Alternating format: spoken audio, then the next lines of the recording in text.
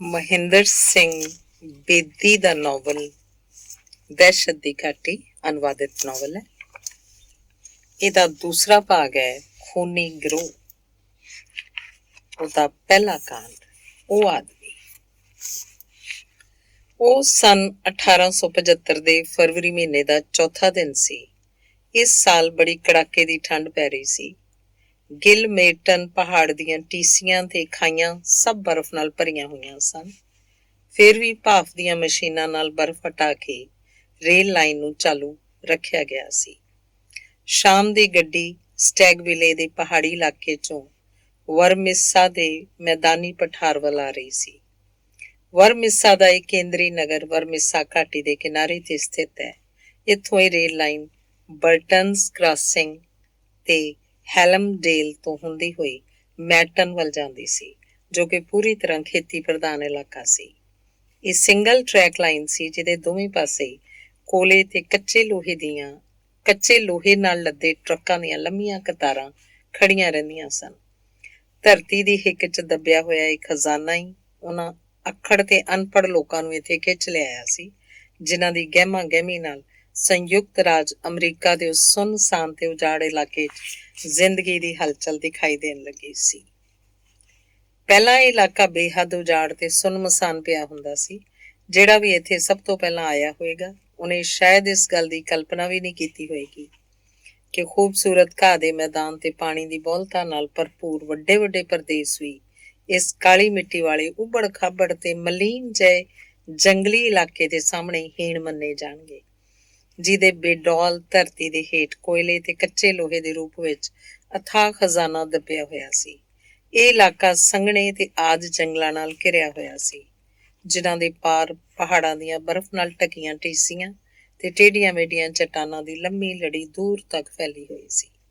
ਇਹਨਾਂ ਵਿਚਕਾਰ ਸੱਪ ਵਾਂਗ ਟੇਢੇ ਮੇਢੇ ਬਲ ਖਾਂਦੀ ਇਹ ਘਾਟੀ ਕਿਸੇ ਅਜਗਰ ਵਾਂਗ ਪਸਰੀ ਹੋਈ ਸੀ। ਇਸੇ ਭਿਅੰਕਰ ਖੇਤਰ 'ਚੋਂ ਛੋਟੀ ਜਿਹੀ ਟ੍ਰੇਨ ਹੌਲੀ ਹੌਲੀ ਰੀਂਗਦੀ ਹੋਈ ਤੁਰੀ ਜਾ ਰਹੀ ਸੀ। ਸਭ ਤੋਂ ਅਗਲੇ ਡੱਬੇ 'ਚ ਇੱਕ ਤੇਲ ਲੈਂਪ ਹੁਣੇ ਜਗਾਇਆ ਗਿਆ ਸੀ। ਉਸ ਲੰਮੇ ਤੇ ਖਾਲੀ ਡੱਬੇ 'ਚ ਮੁਸ਼ਕਿਲ ਨਾਲ 20-30 ਯਾਤਰੀ ਹੋਣਗੇ।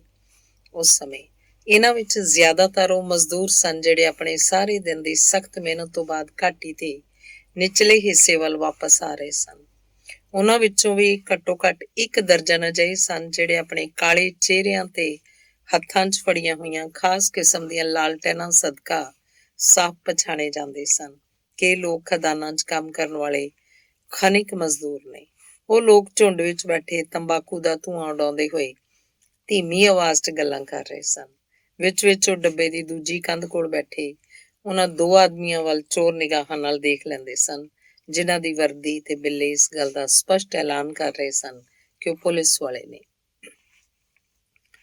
ਕੁਝ ਮਜ਼ਦੂਰਾਂ ਤੇ 1-2 ਹੋਰ ਯਾਤਰੀਆਂ ਦੇ ਇਲਾਵਾ ਜਿਹੜੇ ਬਸਤੀ ਦੇ ਛੋਟੇ-ਮੋਟੇ ਦੁਕਾਨਦਾਰ ਸਨ, ਇੱਕ ਹੋਰ ਆਦਮੀ ਵੀ ਡੱਬੇ 'ਚ ਇਕੱਲਾ ਬੈਠਾ ਹੋਇਆ ਸੀ। ਇਸ ਜਵਾਨ ਮਰਦ ਨੂੰ ਜ਼ਰਾ ਗੌਰ ਨਾਲ ਦੇਖ ਲਈਏ, ਕਿਉਂਕਿ ਇਹੀ ਹੈ ਸਾਡੀ ਇਸ ਕਹਾਣੀ ਦਾ ਮੁੱਖ ਪਾਤਰ। ਉਹ ਗੋਰੇ ਰੰਗ ਰੂਪ ਤੇ ਦਰਮਿਆਨੇ ਕੱਦ ਦਾ ਨੌਜਵਾਨ ਸੀ, ਜਿਹੜਾ ਬਸ 30 ਸਾਲ ਦਾ ਹੋਣ ਹੀ ਵਾਲਾ ਸੀ। ਉਹਦੀਆਂ ਵੱਡੀਆਂ ਵੱਡੀਆਂ ਭੂਰੀਆਂ ਅੱਖਾਂ ਉੱਪਰ ਉਸ ਸਮੇਂ ਇੱਕ ਐਨਕ ਲੱਗੀ ਹੋਈ ਸੀ, ਜਿਹਦੇ ਪਿੱਛੋਂ ਉਹ ਆਪਣੇ ਆਸੇ-ਪਾਸੇ ਦੇ ਮਾਹੌਲ ਤੇ ਉੱਥੇ ਮੌਜੂਦ ਲੋਕਾਂ ਦਾ ਨਿਰੀਖਣ ਕਰ ਰਿਹਾ ਸੀ। ਸਾਫ਼ ਮਹਿਸੂਸ ਕੀਤਾ ਜਾ ਸਕਦਾ ਸੀ ਕਿ ਉਹ ਇੱਕ ਮਿਲਣਸਾਰ ਸੁਭਾਅ ਦਾ ਅਜਿਹਾ ਆਦਮੀ ਸੀ, ਜਿਹੜਾ ਹਰੇਕ ਨਾਲ ਦੋਸਤੀ ਕਰਨ ਦਾ ਇੱਛੁਕ ਹੋਵੇ। ਕੋਈ ਵੀ ਆਦਮੀ ਉਹਨੂੰ ਵੇਖ ਕੇ ਅੰਦਾਜ਼ਾ ਲਾ ਸਕਦਾ ਸੀ ਕਿ ਉਹ ਬੰਦਾ ਆਪਣੀ ਮੋਹਕ ਮੁਸਕਾਨ ਤੇ ਮਜ਼ੇਦਾਰ ਗੱਲਬਾਤ ਰਾਹੀਂ ਕਿਸੇ ਵੀ ਢਾਣੀ 'ਚ ਸਹਿਜੇ ਹੀ ਸ਼ਾਮਲ ਹੋ ਸਕਦਾ ਸੀ। ਪਰ ਡੂੰਘਾਈ ਨਾਲ ਉਹਦਾ ਨਿਰੀਖਣ ਕਰਨ ਤੇ ਉਹਦਾ ਚੌੜਾ ਜਬਾੜਾ, ਬਾਹਰ ਨੂੰ ਨਿਕਲੀ ਠੋਡੀ ਤੇ ਬੁੱਲ੍ਹਾਂ ਦੇ ਕਿਨਾਰਿਆਂ ਦਾ ਕਸਾ ਇਸ ਗੱਲ ਦਾ ਵੀ ਅਹਿਸਾਸ ਕਰਵਾ ਦਿੰਦੇ ਸਨ ਕਿ ਇੱਕ ਖਾਸ ਹੱਦ ਤੋਂ ਅੱਗੇ ਉਹਦੇ ਨਿੱਜੀ ਵਿਚਾਰਾਂ ਦਾ ਇੱਕ ਵਰਜਿਤ ਪ੍ਰਦੇਸ਼ ਵੀ ਹੈ। ਉਹਨੇ ਆਪਣੇ ਨੇੜੇ ਬੈਠੇ ਮਜ਼ਦੂਰ ਨਾਲ ਕੋਈ ਰਸਮੀ ਜਿਹੀ ਗੱਲਬਾਤ ਸ਼ੁਰੂ ਕਰਨ ਦੀ ਕੋਸ਼ਿਸ਼ ਕੀਤੀ, ਪਰ ਜਦੋਂ ਉਸ ਵੱਲੋਂ ਕੋਈ ਹੌਸਲਾ ਵਧਾਊ ਜਵਾਬ ਮਿਲਦਾ ਨਾ ਦੇਖਿਆ ਤਾਂ ਚਿੜ ਕੇ ਖਿੜਕੀ ਵਿੱਚੋਂ ਬਾਹਰਲੇ ਧੁੰਦਲੇ ਨਜ਼ਾਰਿਆਂ ਨੂੰ ਵੇਖਣ ਲੱਗ ਪਿਆ। ਉਹ ਵੀ ਕੋਈ ਖੁਸ਼ਗਵਾਰ ਦ੍ਰਿਸ਼ ਨਹੀਂ ਸੀ। ਲੱਥ ਦੇ ਧੁੰਦਲੇ ਵਿੱਚ ਪਹਾੜੀਆਂ ਦੀਆਂ ਢਲਵਾਨਾਂ ਉੱਪਰ ਦਗਦੀਆਂ ਭੱਠੀਆਂ ਦੀ ਲਾਲ ਚਮਕ ਲਪਟਾਂ ਮਾਰ ਰਹੀ ਸੀ। ਧਾਤ ਦੀ ਗਾਰ ਤੇ ਕੋਇਲੇ ਦੀ ਸੁਆਹ ਦੇ ਢੇਰ ਰੇਲਵੇ ਲਾਈਨ ਦੇ ਦੋਵੇਂ ਪਾਸੇ ਲੱਗੇ ਹੋਏ ਸਨ। ਇਹਨਾਂ ਪਿੱਛੇ ਖਦਾਨਾਂ ਤੱਕ ਜਾਣ ਦੇ ਪਹਾੜੀ ਰਸਤੇ ਝਾਕਦੇ ਦਿਖਾਈ ਦੇ ਰਹੇ ਸਨ। ਲੱਕੜ ਦੇ ਬਣੇ ਟੁੱਟੇ ਫੁੱਟੇ ਤੇ ਗੰਦੇ ਘਰਾਂ ਦੇ ਝੁੰਡ ਇੱਥੇ ਉੱਥੇ ਦਿਖਾਈ ਦੇਣ ਲੱਗੇ ਸਨ, ਜਿਨ੍ਹਾਂ ਦੀਆਂ ਖਿੜਕੀਆਂ 'ਚ ਮਰੀਅਲ ਜੀ ਪੀਲੀ ਰੌਸ਼ਨੀ ਦੇ ਧੱਬੇ ਉੱਭਰਨੇ ਸ਼ੁਰੂ ਹੋ ਗਏ ਸਨ। ਵਰਮਿਸਾ ਜ਼ਿਲ੍ਹੇ ਦੀਆਂ ਕੋਇਲੇ ਤੇ ਲੋਹੇ ਦੀਆਂ ਖਦਾਨਾਂ ਵਾਲੀ ਇਹ ਘਾਟੀ ਸ਼ਰੀਫ ਤੇ ਸੱਭਿਅਕ ਲੋਕਾਂ ਦੇ ਠਹਿਰਨ ਲਈ ਕੋਈ ਯੋਗ ਜਗ੍ਹਾ ਨਹੀਂ ਸੀ। ਉੱਥੇ ਹਰ ਜਗ੍ਹਾ ਕਿਸੇ ਨੂੰ ਵੀ ਜ਼ਿੰਦਗੀ ਲਈ ਕੀਤੀ ਜਾਣ ਵਾਲੀ ਬੇਰਹਿਮ ਜੰਗ ਦੇ ਘਿਨਾਉਣੇ ਨਿਸ਼ਾਨ ਨਜ਼ਰ ਆ ਜਾਣਗੇ। ਹੱਡ ਭੰਨਵਾਂ ਕੰਮ ਜੋ ਕੀਤਾ ਜਾ ਰਿਹਾ ਸੀ ਤੇ ਅੱਖੜ ਤੇ ਉਜਰ ਮਜ਼ਦੂਰ ਜਿਹੜੇ ਉਹਨੂੰ ਕਰ ਰਹੇ ਸਨ। ਉਹ ਨੌਜਵਾਨ ਯਾਤਰੀ ਉੱਥੋਂ ਦੇ ਮਾਹੌਲ ਨੂੰ ਅਕੇਵੇਂ ਤੇ ਉਤਸੁਕਤਾ ਦੇ ਮਿਲੇ ਜੁਲੇ ਭਾਵਾਂ ਨਾਲ ਵੇਖ ਰਿਹਾ ਸੀ। ਇਸ ਤੋਂ ਸਾਫ਼ ਜ਼ਾਹਿਰ ਸੀ ਕਿ ਇਹ ਨਜ਼ਾਰਾ ਉਸ ਲਈ ਯਕਦਮ ਨਵਾਂ ਸੀ।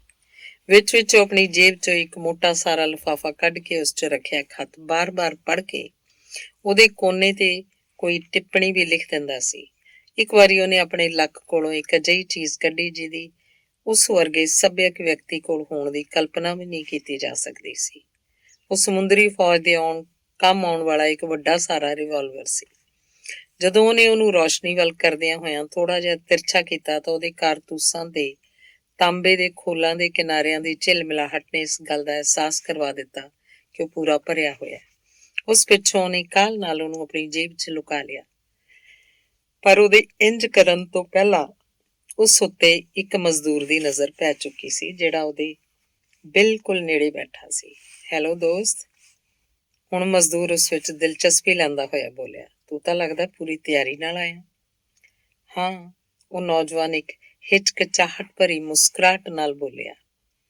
ਮੈਂ ਜਿਸ ਜਗ੍ਹਾ ਤੋਂ ਆ ਰਿਹਾ ਉੱਥੇ ਅਜਿਹੀਆਂ ਚੀਜ਼ਾਂ ਦੀ ਕਦੇ-ਕਦੇ ਲੋੜ ਪੈ ਜਾਂਦੀ ਏ। ਕਿੱਥੋਂ ਦਾ ਏਂ ਤੂੰ? ਅਜੇ ਤਾਂ ਮੈਂ ਸ਼ਿਕਾਗੋ ਤੋਂ ਆਇਆ। ਇਸ ਇਲਾਕੇ 'ਚ ਪਹਿਲੀ ਵਾਰ ਆਇਆ? ਹਾਂ। ਫਿਰ ਤਾਂ ਤੈਨੂੰ ਛੇਤੀ ਪਤਾ ਲੱਗ ਜਾਏਗਾ ਵੀ ਇਹਨੂੰ ਆਪਣੇ ਨਾਲ ਲਿਆ ਕੇ ਤੂੰ ਚੰਗਾ ਨਹੀਂ ਕੀਤਾ। ਅੱਛਾ? ਨੌਜਵਾਨ ਨੇ ਦਿਲਚਸਪੀ ਨਾਲ ਪੁੱਛਿਆ। ਕੀ ਵਾਕਈ ਇੰਜ ਏ ਕਿ ਤੂੰ ਇੱਥੋਂ ਬਾਰੇ ਕੁਝ ਵੀ ਨਹੀਂ ਸੁਣਿਆ? ਕੋਈ ਖਾਸ ਗੱਲ ਨਹੀਂ ਸੁਣੀ। ਜਲਦੀ ਸੁਣ ਲਏਗਾ। ਇੱਥੇ ਤਾਂ ਪੈਰ ਪੈਰ ਤੇ ਕੁਝ ਨਾ ਕੁਝ ਖਾਸ ਹੁੰਦਾ ਰਹਿੰਦਾ। ਪਰ ਤੂੰ ਇੱਥੇ ਕਰਨ ਕੀ ਆਇਆ? ਸੁਣਿਆ ਹੈ ਇੱਥੇ ਕੰਮ ਕਰਨ ਵਾਲੇ ਬੰਦੇ ਲਈ ਕੰਮ ਹੀ ਕੰਮ ਹੈ। ਕੀ ਤੂੰ ਕਿਸੇ ਯੂਨੀਅਨ ਦਾ ਮੈਂਬਰ ਹੈ? ਬਿਲਕੁਲ ਹਾਂ। ਫਿਰ ਤਾਂ ਤੈਨੂੰ ਇੱਥੇ ਜਲਦੀ ਕੰਮ ਮਿਲ ਜਾਏਗਾ। ਕੀ ਤੇਰਾ ਇੱਥੇ ਕੋਈ ਜਾਣਕਾਰ ਜਾਂ ਦੋਸਤ ਵਗੈਰਾ ਵੀ ਹੈ? ਅਜੇ ਤਾਂ ਕੋਈ ਨਹੀਂ, ਪਰ ਮੈਂ ਜਲਦੀ ਬਣਾ ਲਵਾਂਗਾ। ਉਹ ਕਿਵੇਂ? ਮੈਂ eminent order of Freeman society the member ਹਾਂ। ਪੂਰੇ ਅਮਰੀਕਾ 'ਚ ਅਜਿਹਾ ਕੋਈ ਨਗਰ ਨਹੀਂ ਜਿੱਥੇ ਇਹਦੀ ਕੋਈ ਛੋਟੀ ਜਾਂ ਵੱਡੀ ਸ਼ਾਖ ਨਾ ਹੋਏ। ਜਿੱਥੇ ਸਾਡੀ ਸ਼ਾਖ ਹੋਏ ਉੱਥੇ ਭਲਾ ਜਾਣਕਾਰ ਜਾਂ ਦੋਸਤ ਬਣਾਉਣ 'ਚ ਕਿੰਨੀ ਦੇਰ ਲੱਗਦੀ ਹੈ? ਨੌਜਵਾਨ ਦੀਆਂ ਗੱਲਾਂ ਨੇ ਉਸ ਮਜ਼ਦੂਰ ਉੱਤੇ ਬੜਾ ਹੀ ਹੈਰਾਨੀ ਭਰਪੂਰ ਅਸਰ ਪਾਇਆ। ਉਹਨੇ ਚੁਕੰਨੀਆਂ ਨਿਗਾਹਾਂ ਨਾਲ ਡੱਬੇ 'ਚ ਬੈਠੇ ਹੋਰ ਲੋਕਾਂ ਵੱਲ ਦੇਖਿਆ। ਖਦਾਨ ਮਜ਼ਦੂਰ ਅਜੇ ਵੀ ਦੱਬਵੀਂ ਆਵਾਜ਼ 'ਚ ਆਪਣੀਆਂ ਗੱਲਾਂ ਬਾਤਾਂ 'ਚ ਰੁੱਝੇ ਹੋਏ ਸਨ। ਦੋਵੇਂ ਪੁਲਿਸ ਵਾਲੇ ਉਂਘ ਰਹੇ ਸਨ। ਹੁਣ ਉਹ ਮਜ਼ਦੂਰ ਉੱਠ ਕੇ ਉਸ ਨੌਜਵਾਨ ਯਾਤਰੀ ਦੇ ਹੋਰ ਨੇੜੇ ਖਿਸਕ ਆਇਆ ਤੇ ਉਹਦੇ ਕੋਲ ਬੈਠਣ ਪਿੱਛੋਂ ਉਹਨੇ ਆਪਣਾ ਹੱਥ ਅੱਗੇ ਵਧਾ ਦਿੱਤਾ। ਆਪਣਾ ਹੱਥ ਇਸ ਉੱਤੇ ਰੱਖ, ਉਹਨੇ ਨੌਜਵਾਨ ਨੂੰ ਕਿਹਾ। ਨੌਜਵਾਨ ਨੇ ਆਪਣਾ ਹੱਥ ਉਹਦੇ ਹੱਥ ਉੱਤੇ ਰੱਖ ਦਿੱਤਾ ਤੇ ਦੋਵਾਂ ਵਿਚਕਾਰ ਇੱਕ ਵਿਸ਼ੇਸ਼ ਹੱਥ ਸੰਕੇਤ ਦਾ ਵਟਾਂਦਰਾ ਹੋਇਆ। ਲੱਗਦਾ ਤੂੰ ਸੱਚ ਕਹਿ ਰਿਹਾ, ਮਜ਼ਦੂਰ ਨੇ ਕਿਹਾ, ਪਰ ਫਿਰ ਵੀ ਸਾਵਧਾਨੀ ਦੇ ਨਾਤੇ ਤਸੱਲੀ ਕਰ ਲੈਣੀ ਜ਼ਿਆਦਾ ਬਿਹਤਰ ਹੈ। ਇਹਨਾਂ ਕਹਿ ਕੇ ਉਹਨੇ ਆਪਣਾ ਸੱਜਾ ਹੱਥ ਸੱਜੇ ਭਰਵੱਟੇ ਨਾਲ ਲਾਇਆ। ਨੌਜਵਾਨ ਯਾਤਰੀ ਨੇ ਤੁਰੰਤ ਆਪਣਾ ਖੱਬਾ ਹੱਥ ਚੁੱਕ ਕੇ ਖੱਬੇ ਭਰਵੱਟੇ ਤੇ ਰੱਖ ਲਿਆ। ਹਨੇਰੀਆਂ ਰਾਤਾਂ ਦੁਖਦਾਈ ਹੁੰਦੀਆਂ, ਮਜ਼ਦੂਰ ਬੋਲਿਆ। ਅਜਨਬੀ ਮੁਸਾਫਰਾਂ ਲਈ, ਯਾਤਰੀ ਨੇ ਜਵਾਬ ਦਿੱਤਾ। ਮੇਰੀ ਤਸੱਲੀ ਹੋ ਗਈ। ਮੈਂ ਬ੍ਰਦਰ ਸਕਾਨਲਨ, ਯੂਨੀਅਨ 341 ਵਰਮਿਸਾ ਘਾਟੀ ਇਸ ਪ੍ਰਦੇਸ਼ 'ਚ ਤੇਰਾ ਸਵਾਗਤ ਕਰਦਿਆਂ ਹੋਇਆਂ ਮੈਨੂੰ ਖੁਸ਼ੀ ਹੋ ਰਹੀ ਹੈ। ਸ਼ੁਕਰੀਆ। ਮੈਂ ਬ੍ਰਦਰ ਮੈਕਮੋਡੋ, ਯੂਨੀਅਨ 29 ਸ਼ਿਕਾਗੋ। ਮੇਰੇ ਬਾਡੀ ਮਾਸਟਰ ਦਾ ਨਾਂ ਹੈ J.H. ਸਕਾਟ। ਇਹ ਤਾਂ ਮੇਰੀ ਖੁਸ਼ਕਿਸਮਤੀ ਹੈ ਕਿ ਇੰਨੀ ਛੇਤੀ ਮੇਰੀ ਇੱਕ ਬ੍ਰਦਰ ਨਾਲ ਮੁਲਾਕਾਤ ਹੋ ਗਈ। ਮੇਰੇ ਵਰਗੇ ਇੱਥੇ ਬਹੁਤ ਨੇ। ਸਾਡੀ ਸੁਸਾਇਟੀ ਜਿੰਨੀ ਇਸ ਵਰਮਿਸਾ ਘਾਟੀ 'ਚ ਵੱਧ ਫੁੱਲ ਕੇ ਫੈਲੀ ਹੋਈ ਏ ਉਨੀ ਅਮਰੀਕਾ 'ਚ ਕਿਸੇ ਹੋਰ ਜਗ੍ਹਾ ਨਹੀਂ ਹੋਏਗੀ। ਤੇਰੇ ਵਰਗੇ ਹੋਰ ਵੀ ਜਵਾਨ ਮਰਦ ਇੱਥੇ ਆਉਣ ਤਾਂ ਸਾਨੂੰ ਬੇਹੱਦ ਖੁਸ਼ੀ ਹੋਏਗੀ। ਪਰ ਮੇਰੀ ਇਹ ਸਮਝ 'ਚ ਨਹੀਂ ਆ ਰਿਹਾ ਕਿ ਤੇਰੇ ਵਰਗੇ ਹੱਟੇ ਕੱਟੇ ਆਦਮੀ ਲਈ ਸ਼ਿਕਾਗੋ ਦੀ ਯੂਨੀਅਨ ਉੱਥੇ ਹੀ ਕੋਈ ਕੰਮ ਕਿਉਂ ਨਹੀਂ ਲੱਭ ਸਕੀ? ਕੰਮ ਦੀ ਮੈਨੂੰ ਉੱਥੇ ਕੋਈ ਕਮੀ ਨਹੀਂ ਸੀ, ਮੈਕਮੋਡੋ ਨੇ ਕਿਹਾ। ਤਾਂ ਫਿਰ ਉੱਥੋਂ ਛੱਡ ਕੇ ਇੱਥੇ ਕਿਉਂ ਆਏ? ਜਵਾਬ 'ਚ ਮੈਕਮੋਡੋ ਨੇ ਪੁਲਿਸ ਵਾਲਿਆਂ ਵੱਲ ਦੇਖ ਕੇ ਸਿਰ ਹਿਲਾਇਆ ਤੇ ਫਿਰ ਇੱਕ ਮੁਸਕਰਾਹਟ ਨਾਲ ਹੌਲੀ ਜਿਹੀ ਬੋਲਿਆ, ਉਹਦਾ ਕਾਰਨ ਜਾਣ ਕੇ ਉਹ ਲੋਕ ਬੜੇ ਖੁਸ਼ ਹੋਣਗੇ। ਸਕਾਲਨ ਤੇ ਮੂੰਹੋਂ ਇੱਕ ਹਮਦਰਦੀ ਭਰਿਆ ਉੱਭਾ ਸਾਹ ਨਿਕਲਿਆ। ਫਿਰ ਉਹਨੇ ਬੜੀ ਰਹੱਸਮਈ ਅੰਦਾਜ਼ 'ਚ ਦੱਬਵੀਂ ਸੁਰ 'ਚ ਕਿਹਾ, ਮੁਸੀਬਤ 'ਚੋਂ ਬੜੀ ਵੱਡੀ, ਯਾਨੀ ਕਾਨੂੰਨ ਤੋਂ ਬਚ ਕੇ ਰਹਿਣ ਵਾਲੀ ਗੱਲ ਹੈ। ਜੇਲ੍ਹ ਦਾ ਖਤਰਾ ਵੀ ਹੈ। ਕੋਈ ਕਤਲ-ਵਤਲ ਤਾਂ ਨਹੀਂ ਕੀਤਾ? ਮੈਂ ਵੀ ਕੀ ਗੱਲਾਂ ਕਰਨ ਬੈਠ ਗਿਆ। ਮੈਕਮੋਡੋ ਨੇ ਅਚਾਨਕ ਹੀ ਉਸ ਆਦਮੀ ਦੇ ਅੰਦਾਜ਼ 'ਚ ਕਿਹਾ, ਜਿਵੇਂ ਇਸ ਗੱਲ ਦੀ ਹੈਰਾਨੀ ਹੋਈ ਕਿ ਉਹ ਇੱਕ ਓਪਰੇ ਆਦਮੀ ਦੇ ਸਾਹਮਣੇ ਇੰਨਾ ਜ਼ਿਆਦਾ ਕਿਵੇਂ ਬੋਲ ਗਿਆ। ਸ਼ਿਕਾਗੋ ਛੱਡਣ ਦੇ ਮੇਰੇ ਕੁਝ ਨਿੱਜੀ ਕਾਰਨ ਨੇ ਤੇ ਤੁਹਾਡੇ ਨਾਲ ਇੰਨਾ ਜਾਣਨਾ ਕਾਫੀ ਹੈ। ਤੁਹਾਡੇ ਲਈ ਇੰਨਾ ਜਾਣਨਾ ਕਾਫੀ ਹੈ। ਆਖਰ ਤੁਸੀਂ ਹੋ ਕੌਣ ਜੋ ਮੈਨੂੰ ਇਸ ਤਰ੍ਹਾਂ ਪੁੱਠੇ ਸਿੱਧੇ ਸਵਾਲ ਕਰੀ ਜਾ ਰਹੇ ਹੋ? ਨੌਜਵਾਨ ਯਾਤਰੀ ਦੀ ਆਵਾਜ਼ 'ਚ ਅਚਾਨਕ ਅਜੀਬ ਕਿਸਮ ਦੀ ਗੁਸੈਲ ਭਰ ਗਈ ਸੀ ਤੇ ਐਨਕ ਪਿੱਛੋਂ ਉਹਦੀਆਂ ਨਜ਼ਰਾਂ ਉਸ ਆਦਮੀ ਨੂੰ ਘੂਰਨ ਲੱਗੀਆਂ ਸਨ। ਜਾਣਦੇ ਯਾਰ, ਮੇਰਾ ਕੋਈ ਗਲਤ ਇਰਾਦਾ ਨਹੀਂ ਸੀ, ਮਜ਼ਦੂਰ ਨੇ ਲਾਪਰਵਾਹੀ ਨਾਲ ਕਿਹਾ। ਅਸਾਂ ਇਸ ਤੋਂ ਕੀ ਲੈਣਾ ਹੈ ਕਿ ਤੂੰ ਕਿੱਥੇ ਕੀ ਕਰਦਾ ਆਇਆ? ਵੈਸੇ ਇੱਥੇ ਕਿਸ ਜਗ੍ਹਾ ਜਾ ਰਿਹਾ? ਵਰਮਿਸਾ। ਇੱਥੋਂ ਤੀਸਰਾ ਸਟੇਸ਼ਨ ਹੈ, ਇਸੇ ਲਾਈਨ ਤੇ। ਉੱਥੇ ਕਿੱਥੇ ਠਹਿਰੇਗਾ? ਮੈਕਮੋਡੋ ਨੇ ਆਪਣੀ ਜੇਬ 'ਚੋਂ ਇੱਕ ਲਿਫਾਫਾ ਕੱਢਿਆ ਤੇ ਉਹਨੂੰ ਲੈਂਪ ਦੀ ਧੁੰਦਲੀ ਜਿਹੀ ਰੌਸ਼ਨੀ 'ਚ ਦਿਖਾਉਂਦਾ ਹੋਇਆ ਬੋਲਿਆ, ਇਸ ਤੇ ਪਤਾ ਲਿਖਿਆ ਹੈ, ਜੈਕਬ ਸ਼ੈਫਟਰ, ਸ਼ੈਰੀਡਨ ਸਟਰੀਟ। ਇੱਕ ਬੋਰਡਿੰਗ ਹਾਊਸ ਹੈ ਜਿਹਦਾ ਪਤਾ ਸ਼ਿਕਾਗੋ 'ਚ ਮੇਰੇ ਇੱਕ ਜਾਣਕਾਰ ਨੇ ਦਿੱਤਾ ਸੀ, ਪਰ ਮੈਂ ਇਹਦਾ ਨਾਂ ਨਹੀਂ ਸੁਣਿਆ। ਵੈਸੇ ਵੀ ਵਰਮਿਸਾ ਵੱਲ ਘੱਟ ਹੀ ਜਾਣਾ ਹੁੰਦਾ ਮੇਰਾ। ਮੈਂ ਹਮਸਨਸ ਪੈਚ 'ਚ ਰਹਿੰਦਾ, ਜਿਹੜਾ ਬੱਸ ਅਗਲਾ ਹੀ ਸਟੇਸ਼ਨ ਹੈ ਜਿੱਥੇ ਮੈਂ ਉਤਰਨਾ। ਪਰ ਜਾਣ ਤੋਂ ਪਹਿਲਾਂ ਤੈਨੂੰ ਇੱਕ ਸਲਾਹ ਦੇ ਦੇਣਾ, ਜੇ ਵਰਮਿਸਾ 'ਚ ਕਦੀ ਕੋਈ ਦਿੱਕਤ ਆਏ ਤਾਂ ਸਿੱਧਾ ਯੂਨੀਅਨ ਦੇ ਦਫ਼ਤਰ ਪਹੁੰਚ ਜਾਈਂ ਤੇ ਬੌਸ ਮੈਕਗਜਟੀ ਨੂੰ ਮਿਲ ਲਈ। ਉਹ ਵਰਮਿਸਾ ਯੂਨੀਅਨ ਦਾ ਬੋਡੀ ਮਾਸਟਰ ਹੈ। ਇਸ ਇਲਾਕੇ ਦੇ ਬੌਸ ਬਲੈਕ ਜੈਕ ਮੈਕਗਜਟੀ ਦੀ ਇਜਾਜ਼ਤ ਦੇ ਬਿਨਾਂ ਪੱਤਾ ਤੱਕ ਨਹੀਂ ਹਿਲ ਸਕਦਾ। ਅੱਛਾ ਪਿਆਰੇ, ਆਪਣਾ ਤਾਂ ਸਟੇਸ਼ਨ ਆ ਗਿਆ। ਸ਼ਾਇਦ ਫੇਰ ਕਦੀ ਦੁਬਾਰਾ ਮੁਲਾਕਾਤ ਹੋਏ, ਪਰ ਮੇਰੀ ਗੱਲ ਪੱਲੇ ਬੰਨ੍ਹ ਕੇ ਰੱਖੀ। ਕਦੀ ਕੋਈ ਦਿੱਕਤ ਪੇਸ਼ ਆਏ ਤਾਂ ਸਿੱਧਾ ਬੌਸ ਮੈਕਗਜਟੀ ਕੋਲ ਪਹੁੰਚ ਜਾਏ। ਸਕਾਲਨ ਉਤਰ ਗਿਆ ਤੇ ਮੈਕਮੋਡੋ ਫਿਰ ਆਪਣੀਆਂ ਸੋਚਾਂ ਨਾਲ ਇਕੱਲਾ ਰਹਿ ਗਿਆ। ਰਾਤ ਹੁਣ ਪੂਰੀ ਤਰ੍ਹਾਂ ਉਤਰ ਆਈ ਸੀ ਤੇ ਇੱਧਰ ਉੱਧਰ ਬਲਦੀਆਂ ਭੱਠੀਆਂ ਦਾ ਧੁੰਦਲਾਉਂਦਾ ਸ਼ੋਰ ਲਾਟਾਂ ਦੀਆਂ ਲਪਟਾਂ ਦੇ ਨਾਲ ਹਨੇਰੇ 'ਚ ਪਸਰ ਰਿਹਾ ਸੀ। ਉਹਨੇ ਆਸੇ-ਪਾਸੇ ਦੇ ਧੁੰਦਲੇ ਜਿਹੇ ਵਾਤਾਵਰਨ 'ਚ ਕਾਲੇ ਪਰਛਾਵੇਂ, ਚਰਖੀਆਂ ਤੇ ਗਰਾਰੀਆਂ ਦੀ ਲੈਅ ਤਾਲ ਦੇ ਨਾਲ ਉੱਠਣ, ਝੁਕਣ, ਡਿੱਗਣ ਤੇ ਖਿੱਚੇ ਜਾਣ ਆਦੀਆਂ ਵੱਖ-ਵੱਖ ਕਿਰਿਆਵਾਂ 'ਚ ਵਿਅਸਤ ਦਿਖਾਈ ਦੇ ਰਹੇ ਸਨ। ਮੇਰੇ ਖਿਆਲ 'ਚ ਤਾਂ ਨਰਕ ਦਾ ਨਜ਼ਾਰਾ ਵੀ ਕੁਛ ਇਹੋ ਜਿਹਾ ਹੀ ਹੋਏਗਾ, ਇੱਕ ਆਵਾਜ਼ ਨੇ ਕਿਹਾ। ਮੈਕਮੋਡੋ ਨੇ ਗਰਦਨ ਭੁਆ ਕੇ ਦੇਖਿਆ ਕਿ ਇੱਕ ਪੁਲਿਸ ਵਾਲਾ ਆਪਣੀ ਸੀਟ ਤੇ ਘੁੰਮ ਕੇ ਖਿੜਕੀ ਦੇ ਬਾਹਰ ਉਸ ਅਗਨੀਮਈ ਵਿਸਥਾਰ ਨੂੰ ਦੇਖ ਰਿਹਾ ਸੀ।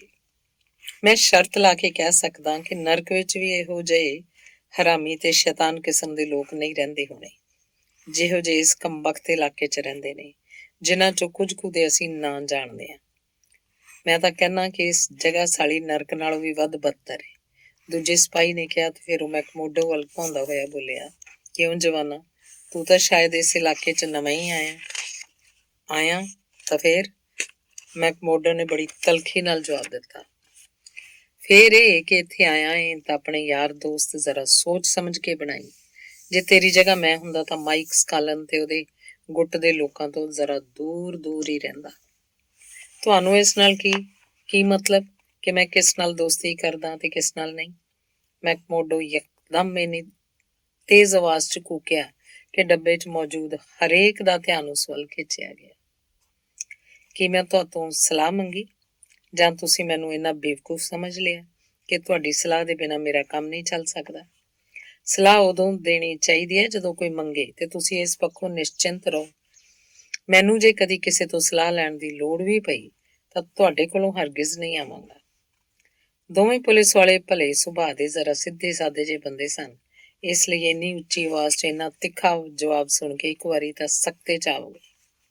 ਬੁਰਾ ਮੰਨਣ ਦੀ ਲੋੜ ਨਹੀਂ, ਪਰ ਦੇਖ, ਇੱਕ ਪੁਲਿਸ ਵਾਲੇ ਨੇ ਕਿਹਾ, ਇਹ ਦੇਖ ਕਿ ਤੂੰ ਇੱਥੇ ਨਵਾਂ ਹੈ, ਤੇਰੀ ਆਪਣੀ ਭਲਾਈ ਲਈ ਇਹ ਸਲਾਹ ਦੇ ਦਿੱਤੀ ਸੀ। ਮੈਂ ਇਸ ਇਲਾਕੇ 'ਚ ਨਵਾਂ ਜ਼ਰੂਰ ਹਾਂ, ਪਰ ਤੈਨੂੰ ਤੇ ਤੇਰੀ ਬਰਾਦਰੀ ਨੂੰ ਚੰਗੀ ਤਰ੍ਹਾਂ ਜਾਣਦਾ ਪਛਾਣਦਾ।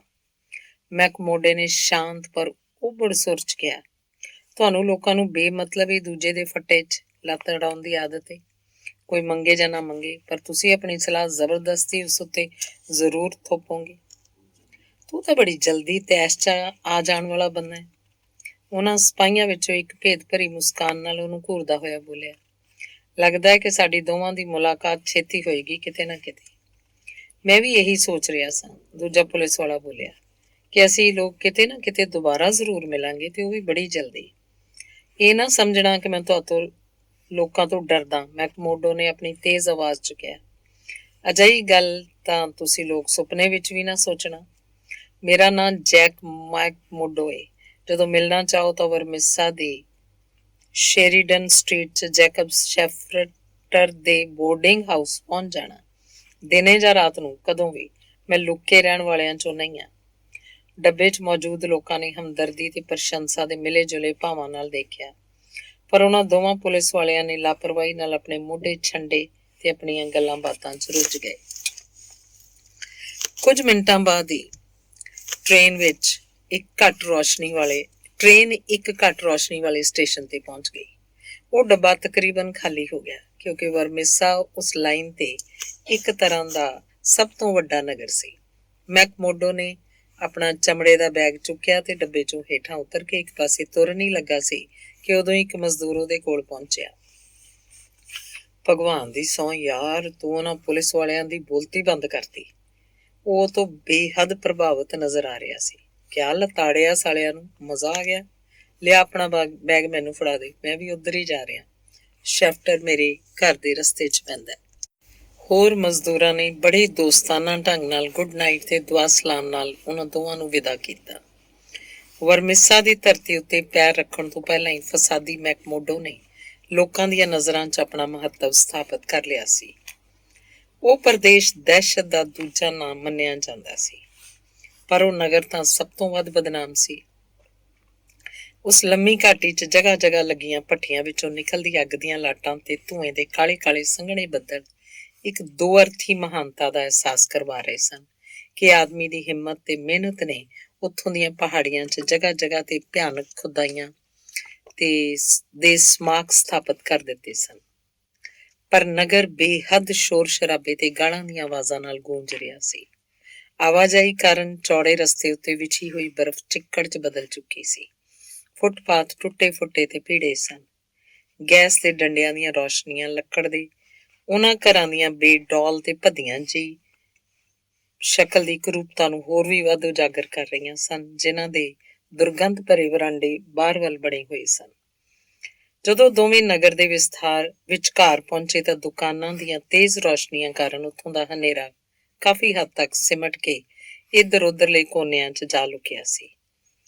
ਉਹਨਾਂ ਵਿਚਕਾਰ ਹੀ ਸ਼ਰਾਬਖਾਨਿਆਂ ਨੂੰ ਜੂਆਖਾਨਿਆਂ ਦੀ ਗਹਿਮਾ ਗਹਿਮੀ ਵੀ ਸ਼ਾਮਲ ਸੀ, ਜਿੱਥੇ ਖਦਾਨਾਂ ਦੇ ਮਜ਼ਦੂਰ ਆਪਣੀ ਗਾੜੇ ਪਸੀਨੇ ਦੀ ਕਮਾਈ ਬੜੀ ਮੌਜ ਮਸਤੀ ਨਾਲ ਉਡਾ ਰਹੇ ਸਨ। ਉਹ ਇਹ ਯੂਨੀਅਨ ਹਾਊਸ, ਰਾਹ ਦਸੇਰੇ ਮਜ਼ਦੂਰ ਨੇ ਇੱਕ ਇਮਾਰਤ ਵੱਲ ਇਸ਼ਾਰਾ ਕਰਦਿਆਂ ਕਿਹਾ, ਜਿਹੜਾ ਕਿਸੇ ਹੋਟਲ ਨਾਲੋਂ ਵੱਧ ਸ਼ਾਨ ਨਾਲ ਆਪਣਾ ਸਿਰ ਚੁੱਕੀ ਖੜਾ ਸੀ। ਜੈਕ ਮੈਕਗਿੰਟੀ ਉੱਥੋਂ ਦਾ ਬਾਸ ਸੀ। ਕੈਸਾ ਬੰਦਾ ਹੈ? ਮੈਕਮੋਡੋ ਨੇ ਪੁੱਛਿਆ। ਕੀ ਕਹਿ ਰਹੇ ਹੋ? ਕੀ ਤੁਸੀਂ ਬੌਸ ਬਾਰੇ ਕਦੀ ਕੁਝ ਨਹੀਂ ਸੁਣਿਆ? ਜਦੋਂ ਤੁਹਾਨੂੰ ਪਤਾ ਏ ਕਿ ਮੈਂ ਇੱਥੇ ਪਰਦੇਸੀ ਹਾਂ ਤਾਂ ਜ਼ਰਾ ਸੋਚੋ ਮੈਂ ਉਸ ਬਾਰੇ ਕਿਵੇਂ ਕੁਝ ਸੁਣ ਲੈਂਦਾ। ਮੈਂ ਤਾਂ ਸਮਝਿਆ ਸੀ ਉਹਦਾ ਨਾਂ ਪੂਰੇ ਮੁਲਕ 'ਚ ਮਸ਼ਹੂਰ ਏ, ਅਖਬਾਰਾਂ 'ਚ ਉਹਦੀ ਚਰਚਾ ਅਕਸਰ ਹੁੰਦੀ ਰਹਿੰਦੀ ਏ। ਕਿਸ ਲਈ? ਉਹ ਕੀ ਏ ਮਿਸਟਰ? ਮਜ਼ਦੂਰ ਨੇ ਦੱਬਵੀਂ ਜ਼ਬਾਨ 'ਚ ਬੜੀ ਸਾਵਧਾਨੀ ਨਾਲ ਕਿਹਾ। ਉਹਨਾਂ ਵਾਰਦਾਤਾਂ ਕਰਕੇ। ਕਿਹੜੀਆਂ ਵਾਰਦਾਤਾਂ ਕਰਕੇ? ਹੇ ਭਗਵਾਨ ਮਿਸਟਰ, ਲੱਗਦਾ ਤੁਸੀਂ ਤਾਂ ਕੁਝ ਵੀ ਨਹੀਂ ਜਾਣਦੇ। ਇਸ ਇਲਾਕੇ 'ਚ ਇੱਕੋ ਤਰ੍ਹਾਂ ਦੀਆਂ ਵਾਰਦਾਤਾਂ ਤਾਂ ਹੁੰਦੀਆਂ ਰਹਿੰਦੀਆਂ ਨੇ। ਉਹ ਬਈ ਹਾਂ, ਹੁਣ ਯਾਦ ਆਇਆ। ਸ਼ਿਕਾਗੋ 'ਚ ਮੈਂ ਕੁਝ ਵਾਰਦਾਤਾਂ ਬਾਰੇ ਪੜ੍ਹਿਆ ਤਾਂ ਸੀ, ਪਰ ਉਹ ਤਾਂ ਕਿਸੇ ਹਥਿਆਰੇ ਗਰੋਹ ਦੁਆਰਾ ਕੀਤੀਆਂ ਗਈਆਂ ਸੀ, ਜਿਹਨੂੰ ਖੂਨੀ ਗਰੋਹ ਕਿਹਾ ਜਾਂਦਾ। ਕੀ ਗਲਤ ਕਹਿ ਰਿਹਾ ਮੈਂ? ਭਗਵਾਨ ਦੇ ਲਈ ਚੁੱਪ ਰਹੋ, ਉਹ ਮਜ਼ਦੂਰ ਸਹਿਮੀ ਜਿਹੀ ਆਵਾਜ਼ 'ਚ ਬੋਲਿਆ, ਤੇ ਫਿਰ ਆਪਣੇ ਸਾਥੀ ਵੱਲ ਹੈਰਾਨੀ ਨਾਲ ਦੇਖਦਾ ਹੋਇਆ ਬੋਲਿਆ, ਜੇ ਤੁਸੀਂ ਖੁੱਲ੍ਹੀ ਸੜਕ ਤੇ ਇੰਝ ਬੋਲਦੇ ਰਹੇ ਤਾਂ ਮੈਂ ਸਮਝਦਾ ਬਹੁਤੇ ਦਿਨ ਤੱਕ ਜਿਉਂਦੇ ਨਹੀਂ ਰਹਿ ਸਕੋਗੇ। ਇਸ ਤੋਂ ਵੀ ਘੱਟ ਗੱਲ ਤੇ ਬਹੁਤ ਸਾਰੇ ਲੋਕਾਂ ਦੀ ਇੰਨੀ ਬੁਰੀ ਤਰ੍ਹਾਂ ਪਿਟਾਈ ਕੀਤੀ ਜਾ ਚੁੱਕੀ ਹੈ ਕਿ ਉਹਨਾਂ ਦੀ ਜ਼ਿੰਦਗੀ ਉਹਨਾਂ ਦੇ ਜਿਸਮ ਛੱਡ ਕੇ ਭੱਜ ਗਈ। ਉਹ ਭਰਾ, ਮੈਂ ਤਾਂ ਜੋ ਅਖਬਾਰਾਂ 'ਚ ਪੜ੍ਹਿਆ ਉਹੀ ਦੱਸਿਆ, ਵਰਨਾ ਮੈਨੂੰ ਉਹਨਾਂ ਲੋਕਾਂ ਬਾਰੇ ਕੁਝ ਵੀ ਨਹੀਂ ਪਤਾ। ਮੈਂ ਵੀ ਇਹ ਨਹੀਂ ਕਹਿ ਰਿਹਾ ਕਿ ਤੁਸੀਂ ਜੋ ਕੁਝ ਕਿਹਾ ਉਹ ਸੱਚ ਨਹੀਂ ਹੈ। ਇਹ ਕਹਿੰਦਿਆਂ ਹੋਇਆ ਉਸ ਆਦਮੀ ਨੇ ਬੜੀ ਬੇਚੈਨੀ ਨਾਲ ਆਪਣੇ ਚਾਰੇ ਪਾਸੇ ਦੇਖਿਆ, ਵਿਸ਼ੇਸ਼ ਕਰਕੇ ਆਪਣੇ ਆਸੇ-ਪਾਸੇ ਦੇ ਹਨੇਰੇ ਕੋਨਿਆਂ ਵੱਲ, ਜਿਵੇਂ ਉੱਥੇ ਕਿਸੇ ਅਣਜਾਣੇ ਖਤਰੇ ਦੇ ਲੁਕੇ ਹੋਣ ਦੀ ਸ਼ੰਕਾ ਹੋਏ। ਜੇ ਕਿਸੇ ਦੀ ਜਾਨ ਲੈਣਾ ਹੱਤਿਆ ਏ ਤਾਂ ਭਗਵਾਨ ਜਾਣਦਾ ਹੈ ਉਹ ਸਭ ਸੱਚ ਏ, ਪਰ ਤੁਸੀਂ ਜੈਕ ਮੈਂਗਜ਼ੀਟੀ ਦਾ ਨਾਂ ਉਸ ਖਤਰਨਾਕ ਗਿਰੋਹ ਨਾਲ ਜੋੜਨ ਦੀ ਹਿੰਮਤ ਕਦੀ ਨਾ ਕਰਨਾ, ਕਿਉਂਕਿ ਇੱਥੇ ਜੇ ਕੋਈ ਆਪਣੇ ਸਾਹਾਂ 'ਚ ਵੀ ਉਹਦੇ ਖਿਲਾਫ ਕੁਝ ਕਹਿਣ ਦੀ ਹਿੰਮਤ ਕਰਦਾ ਹੈ ਤਾਂ ਉਹਦੀ ਖਬਰ ਉਸ ਕੋਲ ਪਹੁੰਚ ਜਾਂਦੀ ਹੈ, ਤੇ ਉਹ ਅਜਿਹੀ ਕਿਸੇ ਗੱਲ ਨੂੰ ਨਜ਼ਰ ਅੰਦਾਜ਼ ਕਰਨ ਵਾਲਾ ਆਦਮੀ ਨਹੀਂ ਹੈ। ਲਓ, ਉਹ ਇਮਾਰਤ ਜਿੱਥੇ ਤੁਸੀਂ ਜਾਣਾ ਹੈ, ਉਸ ਗਲੀ 'ਚ ਉਸ ਪਾਸੇ। ਵੈਸੇ ਇਸ ਬਸਤੀ 'ਚ ਕੋਈ ਇਮਾਨਦਾਰ ਆਦਮੀ ਟਿਕ ਨਹੀਂ ਸਕਦਾ, ਫਿਰ ਵੀ ਜੈਕਬ ਸ਼ੈਫਟਰ ਇੱਥੇ ਇੱਕ ਇਮਾਨਦਾਰ ਆਦਮੀ ਮੰਨਿਆ ਜਾਂਦਾ ਹੈ। ਇੱਥੋਂ ਤੱਕ ਪਹੁੰਚਾਉਣ ਦਾ ਬਹੁਤ ਬਹੁਤ ਸ਼ੁਕਰੀਆ। ਮੈਕਮੋਡੋ ਨੇ ਆਪਣੇ ਉਸ ਨਵੇਂ ਸਿਆਣੂ ਨਾਲ ਹੱਥ ਮਿਲਾਇਆ, ਉਹਨੂੰ ਵਿਦਾ ਕੀਤਾ ਤੇ ਫਿਰ ਬੈਗ ਚੁੱਕਦਾ ਹੋਇਆ ਬੋਰਡਿੰਗ ਹਾਊਸ ਵਾਲੇ ਰਸਤੇ ਉੱਪਰ ਤੁਰ ਪਿਆ। ਦਰਵਾਜ਼ੇ ਦੇ ਸਾਹਮਣੇ ਪਹੁੰਚ ਕੇ ਉਹਨੇ ਜ਼ੋਰਦਾਰ ਦਸਤਕ ਦਿੱਤੀ। ਦਰਵਾਜ਼ਾ ਫੌਰਨ ਇੱਕ ਮੁਟਿਆਰ ਨੇ ਖੋਲ੍ਹਿਆ, ਜਿਹਦੀ ਉਹਨੂੰ ਕਤਈ ਉਮੀਦ ਨਹੀਂ ਸੀ। ਉਹ ਜਰਮਨ ਮੂਲ ਦੀ ਇੱਕ ਬੜੀ ਖੂਬਸੂਰਤ ਮੁਟਿਆਰ ਸੀ। ਉਹਦੇ ਵਾਲ ਸੁਨਹਿਰੇ ਤੇ ਅੱਖਾਂ ਕਜਰਾਰੀਆਂ ਤੇ ਦਿਲਕਸ਼ ਸਨ। ਜਿਨ੍ਹਾਂ ਆਉਣ ਵਾਲੇ ਦਾ ਨਿਰੀਖਣ ਕੀਤਾ, ਇੱਕ ਅਜਨਬੀ ਨੂੰ ਆਪਣੇ ਸਾਹਮਣੇ ਦੇਖ ਕੇ ਉਹ ਮੁਟਿਆਰ ਪਤਾ ਨਹੀਂ ਕਿਉਂ ਭਵੱਤਰ ਜਿਹੀ ਗਈ ਤੇ ਉਹਦੇ ਗੋਰੇ ਚਿਹਰੇ ਉੱਤੇ ਹਲਕੀ ਜਿਹੀ ਹਿਆ ਦੀ ਲਾਲੀ ਫੈਲ ਗਈ। ਪਿੱਛੋਂ ਆਉਂਦੀ ਤੇਜ਼ ਰੌਸ਼ਨੀ 'ਚ ਦਰਵਾਜ਼ੇ ਦੇ ਐਨ ਵਿਚਕਾਰ ਖੜੀ ਉਸ ਮੁਟਿਆਰ ਨੂੰ ਵੇਖ ਕੇ ਮੈਕਮੋਡੋ ਨੂੰ ਇੰਝ ਲੱਗਿਆ ਜਿਵੇਂ ਉਹਨੇ ਅਜਿਹੀ ਸੋਹਣੀ ਮੂਰਤ ਆਪਣੀ ਜ਼ਿੰਦਗੀ 'ਚ ਪਹਿਲਾਂ ਕਦੀ ਨਹੀਂ ਵੇਖੀ। ਉਹ ਆਪਣੇ ਆਲੇ ਦੁਆਲੇ ਦੇ ਬੇਹੂਦਾ ਤੇ ਗੰਦੇ ਮਾਹੌਲ ਕਾਰਨ ਕੁਝ ਵਧੇਰੇ ਖੂਬਸੂਰਤ ਦਿਖਾਈ ਦੇ ਰਹੀ ਸੀ। ਉਸ ਲੋਹੇ ਤੇ ਕੋਇਲੇ ਦੀਆਂ ਖਾਨਾਂ ਸਦਕਾ ਬਦਰੂਪ ਹੋਏ ਇਲਾਕੇ 'ਚ ਕਿਸੇ ਅਜਿਹੇ ਮਨਮੋਹਣੇ ਫੁੱਲ ਦੀ ਕਲਪਨਾ ਨਹੀਂ ਕਰ ਸਕਦਾ ਸੀ। ਉਹਨੇ ਦੇਖਿਆ, ਕੁਝ ਏਦਾਂ ਮੋਹਿਤ ਜਿਹਾ ਹੋ ਗਿਆ ਸੀ ਕਿ ਉਹਦੇ ਮੂੰਹੋਂ ਇੱਕ ਬੋਲ ਤੱਕ ਨਹੀਂ ਸੀ ਨਿਕਲਿਆ ਤੇ ਬਿਨਾਂ ਅੱਖਾਂ ਝਪਕੇ ਉਹਨੂੰ ਤੱਕਦਾ ਰਹਿ ਗਿਆ ਸੀ। ਉਹਨਾਂ ਦੋਵਾਂ ਵਿਚਕਾਰ ਪਸਰੀ ਚੁੱਪ ਨੂੰ ਪਹਿਲਾਂ ਉਸ ਮੁਟਿਆਰ ਨੇ ਤੋੜਿਆ। ਮੈਂ ਸਮਝੀ ਸੀ ਕਿ ਪਿਤਾ ਜੀ ਆ ਗਏ, ਉਹ ਬੜੀ ਕੋਮਲ ਸੁਰ 'ਚ ਬੋਲੀ, ਜਿਸ ਵਿੱਚ ਜਰਮਨ ਉਚਾਰਨ ਦੀ ਮੁੱਸ ਸੀ। ਕੀ ਤੁਸੀਂ ਉਹਨਾਂ ਨੂੰ ਮਿਲਣ ਆਈ ਸੀ? ਉਹ ਤਾਂ ਬਾਜ਼ਾਰ ਗਏ ਹੋਏ ਨੇ, ਪਰ ਹੁਣ ਬਸ ਆਉਣ ਹੀ ਵਾਲੇ ਨੇ। ਮੈਕਮੋਡੋ ਫਿਰ ਵੀ ਬਿਨਾਂ ਕੁਝ ਕਹੇ ਉਹਨੂੰ ਪ੍ਰਸ਼ੰਸਾ ਘੁਲੀ ਹੈਰਾਨੀ ਨਾਲ ਇੱਕ ਟੱਕ ਵੇਖਦਾ ਰਿਹਾ। ਨਹੀਂ ਮਿਸ, ਆਖਿਰਕਾਰ ਉਹ ਬੋਲਿਆ, ਮੈਨੂੰ ਤੁਹਾਡੇ ਪਿਤਾ ਜੀ ਨੂੰ ਮਿਲਣ ਦੀ ਕੋਈ ਖਾਸ ਜਲਦੀ ਨਹੀਂ ਹੈ, ਪਰ ਕਿਸੇ ਨੇ ਮੈਨੂੰ ਇੱਥੋਂ ਦਾ ਪਤਾ ਦੇ ਕੇ ਦੱਸਿਆ ਸੀ ਕਿ ਰਹਿਣ ਲਈ ਇਹ ਜਗ੍ਹਾ ਠੀਕ ਹੈ। ਆਉਂਦਾ ਹੋਇਆ ਮੈਂ ਸੋਚ ਰਿਹਾ ਸੀ ਕਿ ਪਤਾ ਨਹੀਂ ਮੇਰੇ ਲਈ ਠੀਕ ਵੀ ਹੋਏਗੀ ਜਾਂ ਨਹੀਂ, ਪਰ ਹੁਣ ਵੇਖ ਕੇ ਲੱਗਦਾ ਹੈ ਕਿ ਠੀਕ ਹੀ ਹੈ। ਲੱਗਦਾ ਹੈ ਤੁਸੀਂ ਫੈਸਲੇ ਲੈਣ 'ਚ ਦੇਰ ਨਹੀਂ ਕਰਦੇ, ਉਹ ਇੱਕ ਮੁਸਕਾਨ ਨਾਲ ਬੋਲੀ। ਅੰਨੇ ਦੇ ਇਲਾਵਾ ਕੋਈ ਵੀ ਦੇਰ ਨਹੀਂ ਕਰੇਗਾ, ਉਹਨੇ ਤੁਰੰਤ ਜਵਾਬ ਦਿੱਤਾ। ਉਹਦੀ ਇਸ ਗੱਲ ਉੱਤੇ ਉਹ ਹੱਸ ਪਈ। ਆਓ ਅੰਦਰ ਆ ਜਾਓ, ਉਹ ਦਰਵਾਜ਼ੇ ਵਿੱਚ ਘਰੋਂ ਹਟਦੀ ਹੋਈ ਬੋਲੀ। ਮੇਰਾ ਨਾਮ ਏਟੀ ਸ਼ੈਫਟਰ ਏ, ਮੈਂ ਸ਼੍ਰੀ ਸ਼ੈਫਟਰ ਦੀ ਬੇਟੀ ਹਾਂ। ਮੇਰੀ ਮਾਂ ਮਰ ਚੁੱਕੀ ਹੈ, ਇਸ ਲਈ ਇੱਥੋਂ ਦੇ ਕੰਮ ਕਾਜ 'ਚ ਮੈਨੂੰ ਪਿਤਾ ਦਾ ਹੱਥ ਵੰਡਾਉਣਾ ਪੈਂਦਾ। ਜਦ ਤੱਕ ਪਿਤਾ ਜੀ ਨਹੀਂ ਆਉਂਦੇ ਤਦ ਤੱਕ ਤੁਸੀਂ ਬਾਹਰਲੇ ਕਮਰੇ 'ਚ ਬੈਠ ਕੇ ਅੱਗ ਸੇਕੋ। ਲਓ, ਉਹ ਤਾਂ ਆ ਵੀ ਗਏ, ਹੁਣ ਤੁਸੀਂ ਪਹਿਲਾਂ ਉਹਨਾਂ ਨਾਲ ਸਾਰੀਆਂ ਗੱਲਾਂ ਤੈਅ ਕਰ ਲਓ। ਇੱਕ ਖਾਸਾ ਮੋਟਾ ਬਜ਼ੁਰਗ ਆਦਮੀ ਰਸਤੇ ਉੱਤੇ ਧੀਮੀ ਚਾਲ ਤੁਰਦਾ ਆ ਰਿਹਾ ਸੀ। ਉਹਦੇ ਉੱਥੇ ਪਹੁੰਚਣ ਤੇ ਮੈਕਮੋਡੋ ਨੇ ਬੜੇ ਸੰਖੇਪ 'ਚ ਦੱਸਿਆ ਕਿ ਸ਼ਿਕਾਗੋ 'ਚ ਮਰਫੀ ਨਾਂ ਦੇ ਇੱਕ ਆਦਮੀ ਨੇ ਉਹਨੂੰ ਇੱਥੋਂ ਦਾ ਪਤਾ ਦਿੱਤਾ ਸੀ। ਬੁੱਢੇ ਸ਼ੈਫਟਰ ਨੇ ਜ਼ਿਆਦਾ ਪੁੱਛਗਿੱਛ ਨਹੀਂ ਕੀਤੀ ਤੇ ਨਵੇਂ ਕਿਰਾਏਦਾਰ ਨੇ, ਜਿਸ ਕੋਲ ਪੈਸਿਆਂ ਦੀ ਸ਼ਾਇਦ ਕੋਈ ਕਮੀ ਨਹੀਂ ਸੀ, ਕਿਰਾਏ ਨੂੰ ਲੈ ਕੇ ਕੋਈ ਹੀਲ ਹੁਜਤ ਨਹੀਂ ਕੀਤੀ। $7 ਪ੍ਰਤੀ ਹਫ਼ਤੇ ਦੇ ਹਿਸਾਬ ਨਾਲ ਸੌਦਾ ਤੈਅ ਹੋ ਗਿਆ। ਤਾਂ ਇਸ ਤਰ੍ਹਾਂ ਮੈਕਮੋਡੋ ਨਾਂ ਦੇ ਉਸ ਖੁਦ ਐਲਾਨੀ ਕਾਨੂੰਨ ਦੇ ਭਗੌੜੇ ਨੇ ਸ਼ੈਫਟਰ ਦੀ ਛੱਤ ਹੇਠ ਆਪਣਾ ਰਹਿਣ ਦਾ ਠਿਕਾਣਾ ਬਣਾ ਲਿਆ ਤੇ ਉਸ ਰਹੱਸਮਈ ਘਟਨਾ ਚੱਕਰ ਵੱਲ ਆਪਣੀ ਪਹਿਲੀ ਪੁਲੰਘ ਪੁੱਟੀ, ਜਿਹਦਾ ਅੰਤ ਕਿਸੇ ਹੋਰ ਦੇਸ਼ 'ਚ ਜਾ ਕੇ ਹੋਣਾ ਸੀ। ਕਾਂਡ 2, ਬੌਡੀ ਮਾਸਟਰ।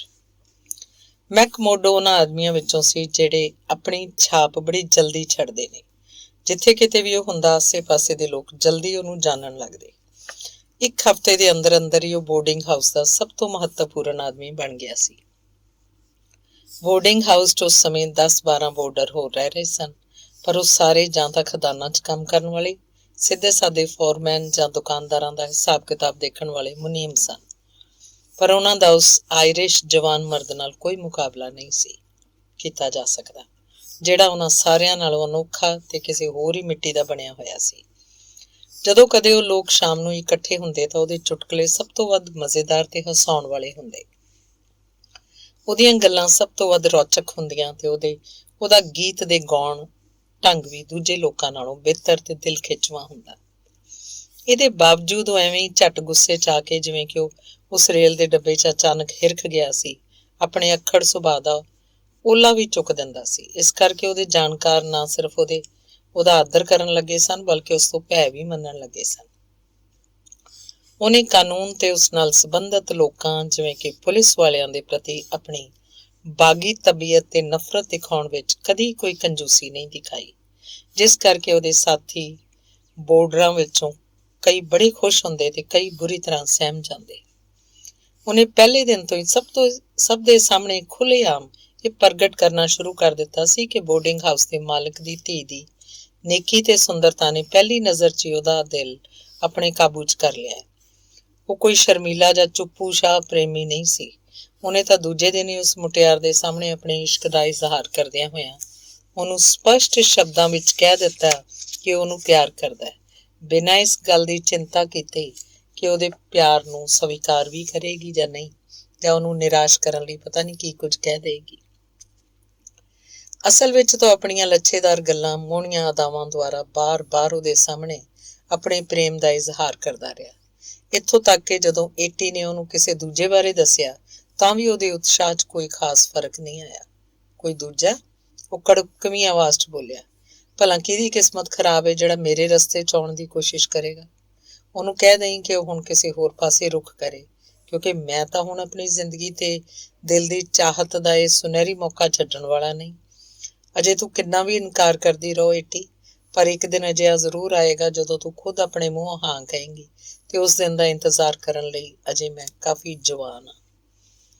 ਲੱਛੇਦਾਰ ਗੱਲਾਂ ਤੇ ਮੋਹਣੀਆਂ ਅਦਾਵਾਂ ਦੇ ਇਲਾਵਾ ਉਸ ਕੋਲ ਤਜਰਬਿਆਂ ਦੀ ਚਕਾਚੌਂਧ ਦਾ ਇੱਕ ਅਜਿਹਾ ਰਹੱਸਮਈ ਅਨੁਭਵ ਮੰਡਲ ਸੀ, ਜਿਹੜਾ ਆਪਣੇ ਚੁੰਬਕੀ ਆਕਰਸ਼ਣ ਸਦਕਾ ਕਿਸੇ ਵੀ ਔਰਤ ਨੂੰ ਉਸ ਵਿੱਚ ਦਿਲਚਸਪੀ ਲੈਣ ਲਈ ਪ੍ਰੇਰਿਤ ਕਰਦਾ ਸੀ ਤੇ ਅਖੀਰ ਉਹਨੂੰ ਪ੍ਰੇਮ ਕਰਨ ਲੱਗ ਜਾਂਦੀ ਸੀ। ਉਹ ਦੂਰ ਦੁਰਾਡੇ ਦੇ ਟਾਪੂਆਂ, ਸੁੰਦਰ ਪਹਾੜੀਆਂ, ਹਰੇ ਭਰੇ ਮੈਦਾਨਾਂ ਦੀਆਂ ਏਡੀਆਂ ਦਿਲ ਖਿੱਚ ਕਹਾਣੀਆਂ ਸੁਣਾਉਂਦਾ, ਜਿਨ੍ਹਾਂ ਦੀ ਕਲਪਨਾ ਉਸ ਭਿਆਨਕ ਠੰਡ 'ਚ ਠਰਦੇ ਬਰਫੀਲੇ ਤੇ ਗੰਦੇ ਪ੍ਰਦੇਸ਼ 'ਚ ਹੋਰ ਵੀ ਵੱਧ ਲੁਭਾਉਣੀ ਤੇ ਮੋਹਣੀ ਲੱਗਦੀ ਸੀ।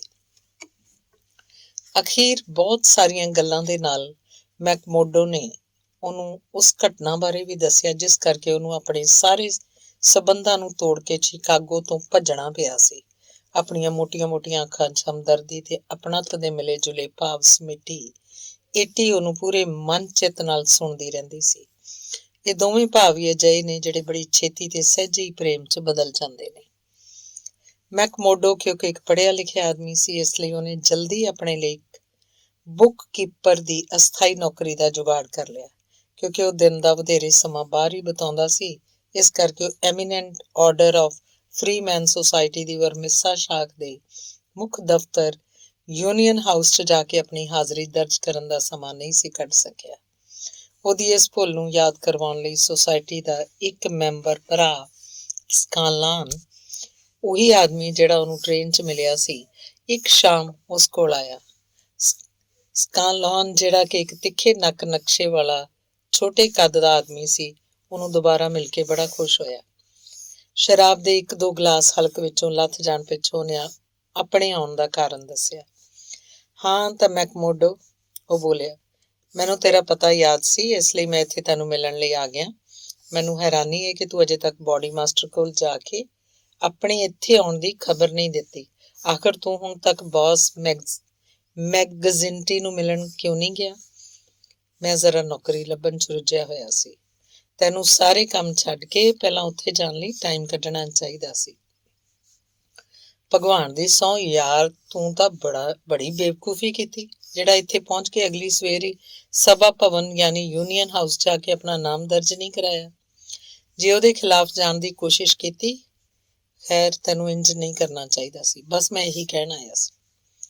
ਮੈਂ ਪਿਛਲੇ 2 ਸਾਲ ਤੋਂ ਯੂਨੀਅਨ ਦਾ ਮੈਂਬਰ ਹਾਂ ਸਕਾਲਨ। ਮੈਕਮੋਡੋ ਨੇ ਰਤਾ ਹੈਰਾਨੀ ਨਾਲ ਕਿਹਾ। ਪਰ ਮੈਂ ਇਹ ਨਹੀਂ ਸੁਣਿਆ ਕਿ ਆਪਣੇ ਸਾਰੇ ਜ਼ਰੂਰੀ ਕੰਮ ਛੱਡ ਕੇ ਆਦਮੀ ਸਭ ਤੋਂ ਪਹਿਲਾਂ ਇਹ ਡਿਊਟੀ ਨਿਭਾਉਣ ਲਈ ਯੂਨੀਅਨ ਹਾਊਸ ਪਹੁੰਚੇ। ਹੋ ਸਕਦਾ ਹੈ ਸ਼ਿਕਾਗੋ ਵਿੱਚ ਇੰਜ ਨਾ ਹੋਵੇ, ਪਰ ਇੱਥੇ ਇੰਜ ਕਰਨਾ ਬੜਾ ਜ਼ਰੂਰੀ ਹੈ। ਕਿਉਂ? ਆਖਰ ਜਿਹੜੀ ਯੂਨੀਅਨ ਉੱਥੇ ਹੈ ਉਹੀ ਤਾਂ ਇੱਥੇ ਹੈ। ਕੀ ਵਾਕਈ? ਸਕਾਲਨ ਨੇ ਆਪਣੀਆਂ ਅੱਖਾਂ ਉਹਦੇ ਚਿਹਰੇ ਉੱਤੇ ਗੱਡਦਿਆਂ ਸਵਾਲ ਕੀਤਾ। ਉਹਦੀਆਂ ਅੱਖਾਂ 'ਚ ਬਿੰਦ ਦਾ ਬਿੰਦ ਇੱਕ ਨਫ਼ਰਤ ਭਰੀ ਚਮਕ ਉੱਭਰ ਆਈ ਸੀ। ਤੈਨੂੰ ਮਹੀਨੇ 'ਚ ਇਸ ਗੱਲ ਦਾ ਪਤਾ ਲੱਗ ਜਾਏਗਾ ਕਿ ਇੱਥੋਂ ਦੀ ਯੂਨੀਅਨ ਕੈਸੀ ਹੈ। ਖੈਰ, ਮੈਂ ਸੁਣਿਆ ਹੈ ਕਿ ਮੇਰੀ ਟ੍ਰੇਨ 'ਚੋਂ ਉਤਰ ਜਾਣ ਪਿੱਛੋਂ ਤੇਰੀ ਪੁਲਿਸ ਵਾਲਿਆਂ ਨਾਲ ਕੁਝ ਕਹਾ ਸੁਣੀ ਹੋ ਗਈ ਸੀ। ਤੈਨੂੰ ਉਸ ਬਾਰੇ ਕਿੰਜ ਪਤਾ ਲੱਗਾ? ਉਹ ਭਰਾ, ਇਹ ਗੱਲ ਤਾਂ ਹਰ ਪਾਸੇ ਫੈਲੀ ਹੋਈ ਹੈ। ਗੱਲਾਂ ਚੰਗੀਆਂ ਹੋਣ ਜਾਂ ਮਾੜੀਆਂ ਇਸ ਇਲਾਕੇ 'ਚ ਬੜੀ ਤੇਜ਼ੀ ਨਾਲ ਫੈਲਦੀਆਂ ਨੇ। ਵੈਸੇ ਕਿਹਾ ਕਿ ਤੂੰ ਉਹਨਾਂ ਪੁਲਿਸ ਵਾਲਿਆਂ ਨੂੰ, ਮੈਂ ਉਹਨਾਂ ਕੁੱਤਿਆਂ ਨੂੰ ਸਾਫ਼ ਦੱਸ ਦਿੱਤਾ ਸੀ ਕਿ ਮੈਂ ਉਹਨਾਂ ਨੂੰ ਕੀ ਸਮਝਦਾ। ਭਗਵਾਨ ਦੀ ਸਹੁੰ, ਤੂੰ ਤਾਂ ਮੈਕਜ਼ਿੰਟੀ ਦੀ ਪਸੰਦ ਦਾ ਆਦਮੀ ਹੈ। ਕਿਉਂ? ਉਹ ਪੁਲਿਸ ਨੂੰ ਕਿਉਂ ਨਫ਼ਰਤ ਕਰਦਾ ਹੈ? ਜਵਾਬ 'ਚ ਸਕਾਲਨ ਹੱਸਦਾ ਹੋਇਆ ਉੱਠਿਆ। ਤੂੰ ਉਹਨੂੰ ਜਾ ਕੇ ਮਿਲ ਪਿਆਰੇ। ਉਹਨੇ ਉੱਥੋਂ ਵਿਦਾ ਹੁੰਦਿਆਂ ਹੋਇਆਂ ਕਿਹਾ, ਇੱਕ ਦੋਸਤ ਦੀ ਸਲਾਹ ਮੰਨ ਤੇ ਉਹਨੂੰ ਜਾ ਕੇ ਫੌਰਨ ਮਿਲ ਲੈ, ਵਰਨਾ ਪੁਲਿਸ ਨਾਲੋਂ ਵੱਧ ਉਹ ਤੇਰੇ ਨਾਲ ਨਫ਼ਰਤ ਕਰਨ ਲੱਗੇਗਾ। ਇਹ ਇਤਫਾਕ ਸੀ ਕਿ ਉਸ ਸ਼ਾਮ ਮੈਕਮੋਡੋ ਇੱਕ ਹੋਰ ਵੀ ਵਧੇਰੇ ਜ਼ਰੂਰੀ ਕੰਮ 'ਚ ਫਸ ਗਿਆ। ਪਤਾ ਨਹੀਂ ਏਟੀ ਦੇ ਪ੍ਰਤੀ ਉਹਦੀ ਦਿਲਚਸਪੀ ਪਹਿਲਾਂ ਨਾਲੋਂ ਵੱਧ ਉਜਾਗਰ ਹੁੰਦੀ ਜਾ ਰਹੀ ਸੀ ਜਾਂ ਬੋਰਡਿੰਗ ਹਾਊਸ ਦੇ ਉਸ ਭਲੇ ਜਰਮਨ ਮਾਲਕ ਨੂੰ ਖੁਦ ਹੀ ਇਸ ਗੱਲ ਦਾ ਅਹਿਸਾਸ ਹੋ ਗਿਆ ਸੀ ਕਿ ਜੈਕਬ ਸ਼ੈਫਟਰ ਨੇ ਉਹਨੂੰ ਆਪਣੇ ਨਿੱਜੀ ਕਮਰੇ 'ਚ ਬੁਲਾਇਆ ਤੇ ਬਿਨਾਂ ਕਿਸੇ ਭੂਮਿਕਾ ਦੇ ਆਪਣੀ ਗੱਲ ਸ਼ੁਰੂ ਕਰਤੀ। ਮੈਨੂੰ ਲੱਗਦਾ ਹੈ ਕਿ ਤੂੰ ਏਟੀ 'ਚ ਕੁਝ ਜ਼ਰੂਰਤ ਤੋਂ ਜ਼ਿਆਦਾ ਹੀ ਦਿਲਚਸਪੀ ਲੈ ਰਿਹਾ, ਉਹ ਬੋਲਿਆ। ਮੈਂ ਠੀਕ ਕਹਿ ਰਿਹਾ ਜਾਂ ਗਲਤ? ਤੁਸੀਂ ਬਿਲਕੁਲ ਠੀਕ ਕਹਿ ਰਹੇ ਹੋ, ਨੌਜਵਾਨ ਨੇ ਜਵਾਬ ਦਿੱਤਾ। ਪਰ ਮੈਂ ਤੁਹਾਨੂੰ ਸਾਫ਼ ਸ਼ਬਦਾਂ 'ਚ ਦੱਸ ਦੇਣਾ ਚਾਹੁੰਦਾ ਕਿ ਜੋ ਕੁਝ ਤੂੰ ਕਰ ਰਿਹਾ ਹੈ ਉਹਦਾ ਕੋਈ ਫਾਇਦਾ ਨਹੀਂ। ਤੇਥੋਂ ਪਹਿਲਾਂ ਇੱਕ ਹੋਰ ਵੀ ਉਸ 'ਚ ਦਿਲਚਸਪੀ ਲੈ ਰਿਹਾ ਹੈ। ਇਹ ਗੱਲ ਉਹ ਮੈਨੂੰ ਦੱਸ ਚੁੱਕੀ ਹੈ। ਅੱਛਾ, ਤਾਂ ਉਹ ਤੈਨੂੰ ਇਸ ਬਾਰੇ ਦੱਸ ਚੁੱਕੀ ਹੈ, ਪਰ ਕੀ ਉਹਨੇ ਤੈਨੂੰ ਇਹ ਵੀ ਦੱਸਿਆ ਕਿ ਉਹ ਹੈ ਕੌਣ? ਜੀ ਨਹੀਂ, ਮੈਂ ਉਹਨੂੰ ਪੁੱਛਿਆ ਸੀ, ਪਰ ਉਸ ਬਾਰੇ ਕੁਝ ਵੀ ਦੱਸਣ ਲਈ ਤਿਆਰ ਨਹੀਂ। ਓ, ਤਾਂ ਉਹਨੇ ਤੈਨੂੰ ਉਸ ਬਾਰੇ ਕੁਝ ਨਹੀਂ ਦੱਸਿਆ। ਸ਼ਾਇਦ ਉਹ ਨਹੀਂ ਚਾਹੁੰਦੀ ਕਿ ਤੂੰ ਡਰਦਾ ਮਾਰਾ ਪੂਛ ਨੱਪ ਕੇ ਇੱਥੋਂ ਨੱਠ ਜਾਏ। ਡਰਦਾ ਮਾਰਾ ਪੂਛ ਨੱਪ ਕੇ ਨੱਠ ਜਾਵਾਂ? ਮੈਕਮੋਡੋ ਫੌਰਨ ਹੀ ਕਿਸੇ ਅੰਗਿਆਰ ਵਾਂਗ ਭੁੜਕ ਕੇ ਬੋਲਿਆ। ਹਾਂ, ਤੇ ਮੈਂ ਕਹਾਂਗਾ ਕਿ ਉਹ ਤੋਂ ਡਰਨਾ ਤੇਰੇ ਲਈ ਕੋਈ ਸ਼ਰਮ ਵਾਲੀ ਗੱਲ ਵੀ ਨਹੀਂ ਹੋਣੀ ਚਾਹੀਦੀ, ਕਿਉਂਕਿ ਉਹ ਆਦਮੀ ਹੈ ਟੈਡੀ ਬਾਲਡਵਿਨ। ਪਰ ਉਹ ਸ਼ੈਤਾਨ ਹੈ ਕੌਣ? ਉਸ ਖੂਨੀ ਗਰੋਹ ਦੇ ਮੁਖੀਆਂ 'ਚੋਂ ਇੱਕ ਹੈ। ਖੂਨੀ ਗਰੋਹ? ਮੈਂ ਇਸ ਇਲਾਕੇ 'ਚ ਪਹਿਲਾਂ ਵੀ ਸੁਣ ਚੁੱਕਿਆ। ਆਖਰ ਇਹ ਖੂਨੀ ਗਰੋਹ ਹੈ ਕੀ ਚੀਜ਼ ਤੇ ਕਿਹੜੇ ਲੋਕ ਇਸ 'ਚ ਸ਼ਾਮਲ ਨੇ? ਇਹ eminent order of Freeman society ਤੇ ਯੂਨੀਅਨ ਵਾਲੇ ਹੀ ਉਸ ਗਰੋਹ 'ਚ ਸ਼ਾਮਲ ਨੇ। ਕੀ ਕਹਿ ਰਹੇ ਹੋ ਤੁਸੀਂ? ਮੈਕਮੋਡੋ ਨੇ ਬੇਵਸਾਈ ਭਰੀ ਸੁਰ 'ਚ ਕਿਹਾ। ਇਸ ਸੁਸਾਇਟੀ ਦਾ ਮੈਂ ਵੀ ਮੈਂਬਰ ਹਾਂ। ਤੂੰ? ਬੁੱਢੇ ਨੇ ਤਰਬ ਕੇ ਉਸ ਵੱਲ ਦੇਖਿਆ ਤੇ ਫਿਰ ਬੋਲਿਆ, ਜੇ ਇਹ ਗੱਲ ਮੈਨੂੰ ਪਹਿਲਾਂ ਪਤਾ ਹੁੰਦੀ ਤਾਂ ਮੈਂ ਤੈਨੂੰ ਆਪਣੀ ਛੱਤ ਹੇਠ ਜਗ੍ਹਾ ਨਾ ਦਿੰਦਾ। ਹਰਗਿਜ਼ ਜਗ੍ਹਾ ਨਾ ਦਿੰਦਾ ਮੈਂ ਤੈਨੂੰ। ਕਿਉਂ? ਸਾਡੀ ਸੁਸਾਇਟੀ 'ਚ ਅਜਿਹੀ ਕੀ ਖਰਾਬੀ ਹੈ? ਇਹ ਤਾਂ ਲੋਕਾਂ ਦੀ ਭਲਾਈ ਤੇ ਆਪਸੀ ਭਾਈਚਾਰੇ ਲਈ ਕੰਮ ਕਰਦੀ ਹੈ। ਸ਼ਾਇਦ ਕਿਧਰੇ ਹੋਰ ਕਰਦੀ ਹੋਏਗੀ, ਪਰ ਇੱਥੇ ਨਹੀਂ। ਬੁੱਢੇ ਨੇ ਉਤੇਜਿਤ ਸੁਰ 'ਚ ਕਿਹਾ, ਇੱਥੇ ਤਾਂ ਉਹ ਹਥਿਆਰਿਆਂ ਤੇ ਖੂਨੀਆਂ ਦਾ ਗਿਰੋਹ ਹੈ। ਤੁਹਾਡੇ ਕੋਲ ਇਹਦਾ ਕੋਈ ਸਬੂਤ ਹੈ? ਮੈਕਮੋਡੋ ਨੇ ਬੇਯਕੀਨੀ ਜਿਹੀ ਨਾਲ ਹੱਸਦਿਆਂ ਹੋਇਆਂ ਪੁੱਛਿਆ। ਸਬੂਤ? ਹੁਣ ਤੱਕ ਜਿਹੜੀਆਂ ਸੈਂਕੜੇ ਹੱਤਿਆਵਾਂ ਹੋ ਚੁੱਕੀਆਂ ਨੇ, ਉਹ ਆਪਣੇ ਆਪ 'ਚ ਘੱਟ ਸਬੂਤ ਹੈ ਕਿ ਇਸ ਘਾਟੀ 'ਚ ਕੋਈ ਅਜਿਹਾ ਮਰਦ ਜਾਂ ਔਰਤ ਹੈ ਜਿਹੜਾ ਉਹਨਾਂ ਹੱਤਿਆਵਾਂ ਬਾਰੇ ਨਹੀਂ ਜਾਣਦਾ? ਫਿਰ ਵੀ ਤੈਨੂੰ ਸਬੂਤ ਚਾਹੀਦਾ? ਦੇਖੋ, ਮੈਕਮੋਡੋ ਨੇ ਗੰਭੀਰ ਸੁਰ 'ਚ ਕਿਹਾ, ਜਾਂ ਤਾਂ ਆਪਣੇ ਸ਼ਬਦ ਵਾਪਸ ਲਓ ਜਾਂ ਆਪਣੀ ਗੱਲ ਨੂੰ ਸਾਬਤ ਕਰੋ। ਮੇਰੇ ਕਮਰਾ ਛੱਡਣ ਤੋਂ ਪਹਿਲਾਂ ਇਹਨਾਂ ਦੋਵਾਂ ਵਿੱਚੋਂ ਇੱਕ ਕੰਮ ਤਾਂ ਤੁਹਾਨੂੰ ਜ਼ਰੂਰ ਕਰਨਾ ਪਏਗਾ। ਮੈਂ ਇਸ ਜਗ੍ਹਾ ਅਜਨਬੀ ਹਾਂ, ਨਾਲ ਹੀ ਇੱਕ ਅਜਿਹੀ ਸੁਸਾਇਟੀ ਦਾ ਮੈਂਬਰ ਵੀ ਹਾਂ ਜਿਸ ਬਾਰੇ ਮੈਂ ਦਾਅਵੇ ਨਾਲ ਕਹਿ ਸਕਦਾ ਕਿ ਉਹ ਇੱਕ ਪਰਉਪਕਾਰੀ ਤੇ ਗਰੀਬ ਮਜ਼ਦੂਰਾਂ ਦੀ ਸਹਾਇਤਾ ਕਰਨ ਵਾਲੀ ਸੰਸਥਾ ਹੈ। ਸਾਡੀਆਂ ਸ਼ਾਖਾਵਾਂ ਪੂਰੇ ਅਮਰੀਕਾ 'ਚ ਫੈਲੀਆਂ ਹੋਈਆਂ ਨੇ ਤੇ ਕਿਤੋਂ ਵੀ ਇਸ ਬਾਰੇ ਕਦੀ ਕੋਈ ਸ਼ਿਕਾਇਤ ਨਹੀਂ ਆਈ। ਹੁਣ ਜਦ ਕਿ ਮੈਂ ਇੱਥੋਂ ਦੀ ਯੂਨੀਅਨ 'ਚ ਸ਼ਾਮਲ ਹੋਣ ਜਾ ਰਿਹਾ ਤਾਂ ਤੁਸੀਂ ਕਹਿ ਰਹੇ ਹੋ ਹਥਿਆਰਿਆਂ ਤੇ ਖੂਨੀਆਂ ਦਾ ਗਰੋਹ। ਮੈਂ ਤੈਨੂੰ ਉਹੀ ਕਹਿ ਰਿਹਾ ਜੋ ਸਾਰੀ ਦੁਨੀਆ ਜਾਣਦੀ ਹੈ। ਦੋਵਾਂ ਦੇ ਕਰਤਾ ਧਰਤਾ ਇੱਕੋ ਨੇ। ਤੁਸੀਂ ਸੁਸਾਇਟੀ ਦੇ ਕਿਸੇ ਆਦਮੀ ਨੂੰ ਨਾਰਾਜ਼ ਕਰੋ, ਗਿਰੋਹ ਦੇ ਲੋਕ ਬਦਲਾ ਲੈਣ ਲਈ ਆ ਜਾਂਦੇ ਨੇ। ਅਜਿਹਾ ਅਨੇਕਾਂ ਵਾਰੀ ਹੋਇਆ। ਇਹ ਤਾਂ ਸਿਰਫ ਅਫਵਾਹਾਂ ਨੇ, ਮੈਨੂੰ ਸਬੂਤ ਚਾਹੀਦਾ। ਇੱਥੇ ਤੂੰ ਥੋੜੇ ਦਿਨ ਰੁਕੇਂਗਾ ਤਾਂ ਤੈਨੂੰ ਸਬੂਤ ਵੀ ਮਿਲ ਜਾਣਗੇ। ਬੁੱਢੇ ਨੇ ਕਿਹਾ, ਪਰ ਤੂੰ ਮੇਰੀ ਗੱਲ ਕਿਉਂ ਮੰਨੇਗਾ? ਤੂੰ ਵੀ ਤਾਂ ਉਹਨਾਂ ਵਿੱਚੋਂ ਇੱਕ ਹੈ। ਥੋੜੇ ਦਿਨਾਂ 'ਚ ਹੀ ਤੂੰ ਉਹਨਾਂ ਵਰਗਾ ਮਾੜਾ ਬਣ ਜਾਏਗਾ। ਹੁਣ ਤੂੰ ਇੱਥੇ ਨਹੀਂ ਰਹਿ ਸਕਦਾ। ਆਪਣੇ ਲਈ ਕੋਈ ਹੋਰ ਟਿਕਾਣਾ ਲੱਭ ਲੈ।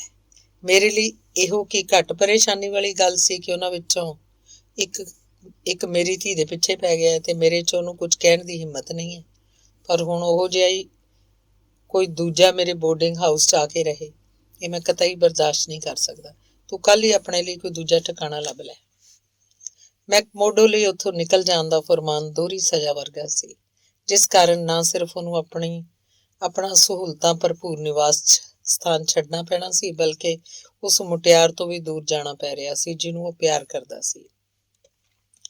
ਉਹਨੇ ਉਸੇ ਸ਼ਾਮ ਥੋੜ੍ਹੀ ਦੇਰ ਬਾਅਦ ਹੀ ਸਿਟਿੰਗ ਰੂਮ 'ਚ ਉਹਨੂੰ ਇਕੱਲੀ ਬੈਠੀ ਦੇਖ ਲਿਆ ਤੇ ਆਪਣੀਆਂ ਔਕੜਾਂ ਦਾ ਬਿਊਰਾ ਉਹਨੂੰ ਸੁਣਾਇਆ। ਤੇਰੇ ਬਾਪ ਨੇ ਮੈਨੂੰ ਇੱਥੋਂ ਨਿਕਲ ਜਾਣ ਲਈ ਕਹਿ ਦਿੱਤਾ ਹੈ। ਉਹ ਬੋਲਿਆ, ਜੇ ਸਿਰਫ ਕਮਰਾ ਛੱਡਣ ਦੀ ਗੱਲ ਹੁੰਦੀ ਤਾਂ ਕੋਈ ਪਰਵਾਹ ਨਹੀਂ ਸੀ, ਪਰ ਇੱਟੀ ਤੈਥੋਂ ਦੂਰ ਜਾਣ ਦੀ ਮੈਂ ਕਲਪਨਾ ਵੀ ਨਹੀਂ ਕਰ ਸਕਦਾ। ਇਹ ਸਹੀ ਹੈ ਕਿ ਮੈਂ ਤੈਨੂੰ ਸਿਰਫ ਇੱਕ ਹਫ਼ਤਾ ਪਹਿਲਾਂ ਹੀ ਮਿਲਿਆ, ਫਿਰ ਵੀ ਮੈਂ ਹੁਣ ਤੇਰੇ ਬਿਨਾਂ ਨਹੀਂ ਜਿਉ ਸਕਦਾ। ਚੁੱਪ ਰਹੋ ਮੈਕਮੋਡੋ, ਇੰਝ ਨਾ ਕਹੋ, ਮੁਟਿਆਰ ਨੇ ਕਿਹਾ। ਮੈਂ ਤੁਹਾਨੂੰ ਪਹਿਲਾਂ ਹੀ ਦੱਸ ਦਿੱਤਾ ਸੀ ਕਿ ਮੇਰੀ ਜ਼ਿੰਦਗੀ 'ਚ ਕੋਈ ਦੂਜਾ ਆ ਚੁੱਕਾ ਹੈ। ਮੈਂ ਉਸ ਨਾਲ ਸ਼ਾਦੀ ਦਾ ਵਾਅਦਾ ਕਰ ਚੁੱਕੀ। ਮੰਨ ਲਓ ਜੇ ਮੈਂ ਤੇਰੀ ਜ਼ਿੰਦਗੀ 'ਚ ਪਹਿਲਾਂ ਆ ਗਿਆ ਹੁੰਦਾ ਤਾਂ ਕੀ ਤੂੰ ਮੇਰੇ ਬਾਰੇ ਸੋਚਦੀ? ਮੇਰੀ ਤਾਂ ਆਪਣੀ ਵੀ ਇਹੀ ਤਮੰਨਾ ਹੈ ਕਿ ਕਾਸ਼ ਭਗਵਾਨ ਨੇ ਤੁਹਾਨੂੰ ਪਹਿਲਾਂ ਇੱਥੇ ਭੇਜ ਦਿੱਤਾ ਹੁੰਦਾ। ਕਹਿੰਦੀ ਉਹ ਰਵਾਂਸੀ ਜੀ ਹੋ ਗਈ। ਮੈਕਮੋਡੋ ਫੌਰਨ ਉਹਦੇ ਸਾਹਮਣੇ ਗੋਡਿਆਂ ਭਾਰ ਬੈਠ ਗਿਆ ਤੇ ਬੋਲਿਆ, ਜ਼ਰਾ ਅਕਲ ਤੋਂ ਕੰਮ ਲੈ ਇੱਟੀ। ਕੀ ਇਹ ਵਾਅਦੇ ਦੀ ਖਾਤਰ ਤੂੰ ਆਪਣੀ ਤੇ ਮੇਰੀ ਦੋਵਾਂ ਦੀ ਜ਼ਿੰਦਗੀ ਬਰਬਾਦ ਕਰ ਦੇਂਗੀ? ਆਪਣੇ ਦਿਲ ਦੀ ਆਵਾਜ਼ ਸੁਣ ਮੇਰੀ ਜਾਨ, ਇਹ ਕਿਸੇ ਵਾਅਦੇ ਦੀ ਬਨਸਬਤ ਤੈਨੂੰ ਵੱਧ ਸਹੀ ਰਸਤਾ ਦਿਖਾਏਗੀ। ਉਹਨੇ ਇੱਟੀ ਦਾ ਗੋਰਾ ਹੱਥ ਆਪਣੇ ਤਾਂਬਈ ਰੰਗੇ ਮਜ਼ਬੂਤ ਹੱਥਾਂ 'ਚ ਫੜਦਿਆਂ ਹੋਇਆਂ ਕਿਹਾ, ਬਸ ਇੱਕ ਵਾਰੀ ਕਹਿ ਦੇ ਕਿ ਤੂੰ ਮੇਰੀ ਹੈ, ਫਿਰ ਅਸੀਂ ਦੋਵੇਂ ਮਿਲ ਕੇ ਕਿਸੇ ਵੀ ਸਥਿਤੀ ਦਾ ਮੁਕਾਬਲਾ ਕਰ ਲਵਾਂਗੇ। ਕੀ ਇੱਥੇ? ਹਾਂ ਇੱਥੇ। ਉਹਨੇ ਆਪਣੀਆਂ ਬਾਹਾਂ 'ਚ ਭਰਦਿਆਂ ਹੋਇਆਂ ਕਿਹਾ, ਨਹੀਂ ਜੈਕ, ਉਹ ਬੋਲੀ, ਅਸੀਂ ਇੱਥੇ ਕੁਛ ਨਹੀਂ ਕਰ ਸਕਦੇ, ਤੂੰ ਮੈਨੂੰ ਇੱਥੋਂ ਕਿਧਰੇ ਦੂਰ ਲੈ ਚੱਲ। ਮੈਕਮੋਡੋ ਦੇ ਚਿਹਰੇ ਉੱਤੇ ਛਿਣ ਭਰ ਲਈ ਦੋਹਰੇ ਸੰਘਰਸ਼ ਦੇ ਭਾਵ ਉੱਭਰੇ ਤੇ ਅਗਲੇ ਹੀ ਛਿਣ ਉਹਦਾ ਸਾਰਾ ਚਿਹਰਾ ਪੱਥਰ ਵਾਂਗ ਸਖਤ ਹੋ ਗਿਆ ਤੇ ਉਹ ਦ੍ਰਿੜ ਸੁਰ 'ਚ ਬੋਲਿਆ, ਨਹੀਂ ਇੱਟੀ, ਅਸੀਂ ਕਿਤੇ ਭੱਜ ਕੇ ਨਹੀਂ ਜਾਵਾਂਗੇ, ਬਲਕਿ ਇੱਥੇ ਰਹਿ ਕੇ ਦੁਨੀਆ ਦਾ ਮੁਕਾਬਲਾ ਕਰਾਂਗੇ। ਅਸੀਂ ਇੱਥੋਂ ਭੱਜ ਕੇ ਦੂਜੀ ਜਗ੍ਹਾ ਕਿਉਂ ਨਹੀਂ ਜਾ ਸਕਦੇ? ਨਹੀਂ ਇੱਟੀ, ਮੈਂ ਇਹ ਜਗ੍ਹਾ ਛੱਡ ਕੇ ਨਹੀਂ ਜਾ ਸਕਦਾ। ਪਰ ਕਿਉਂ?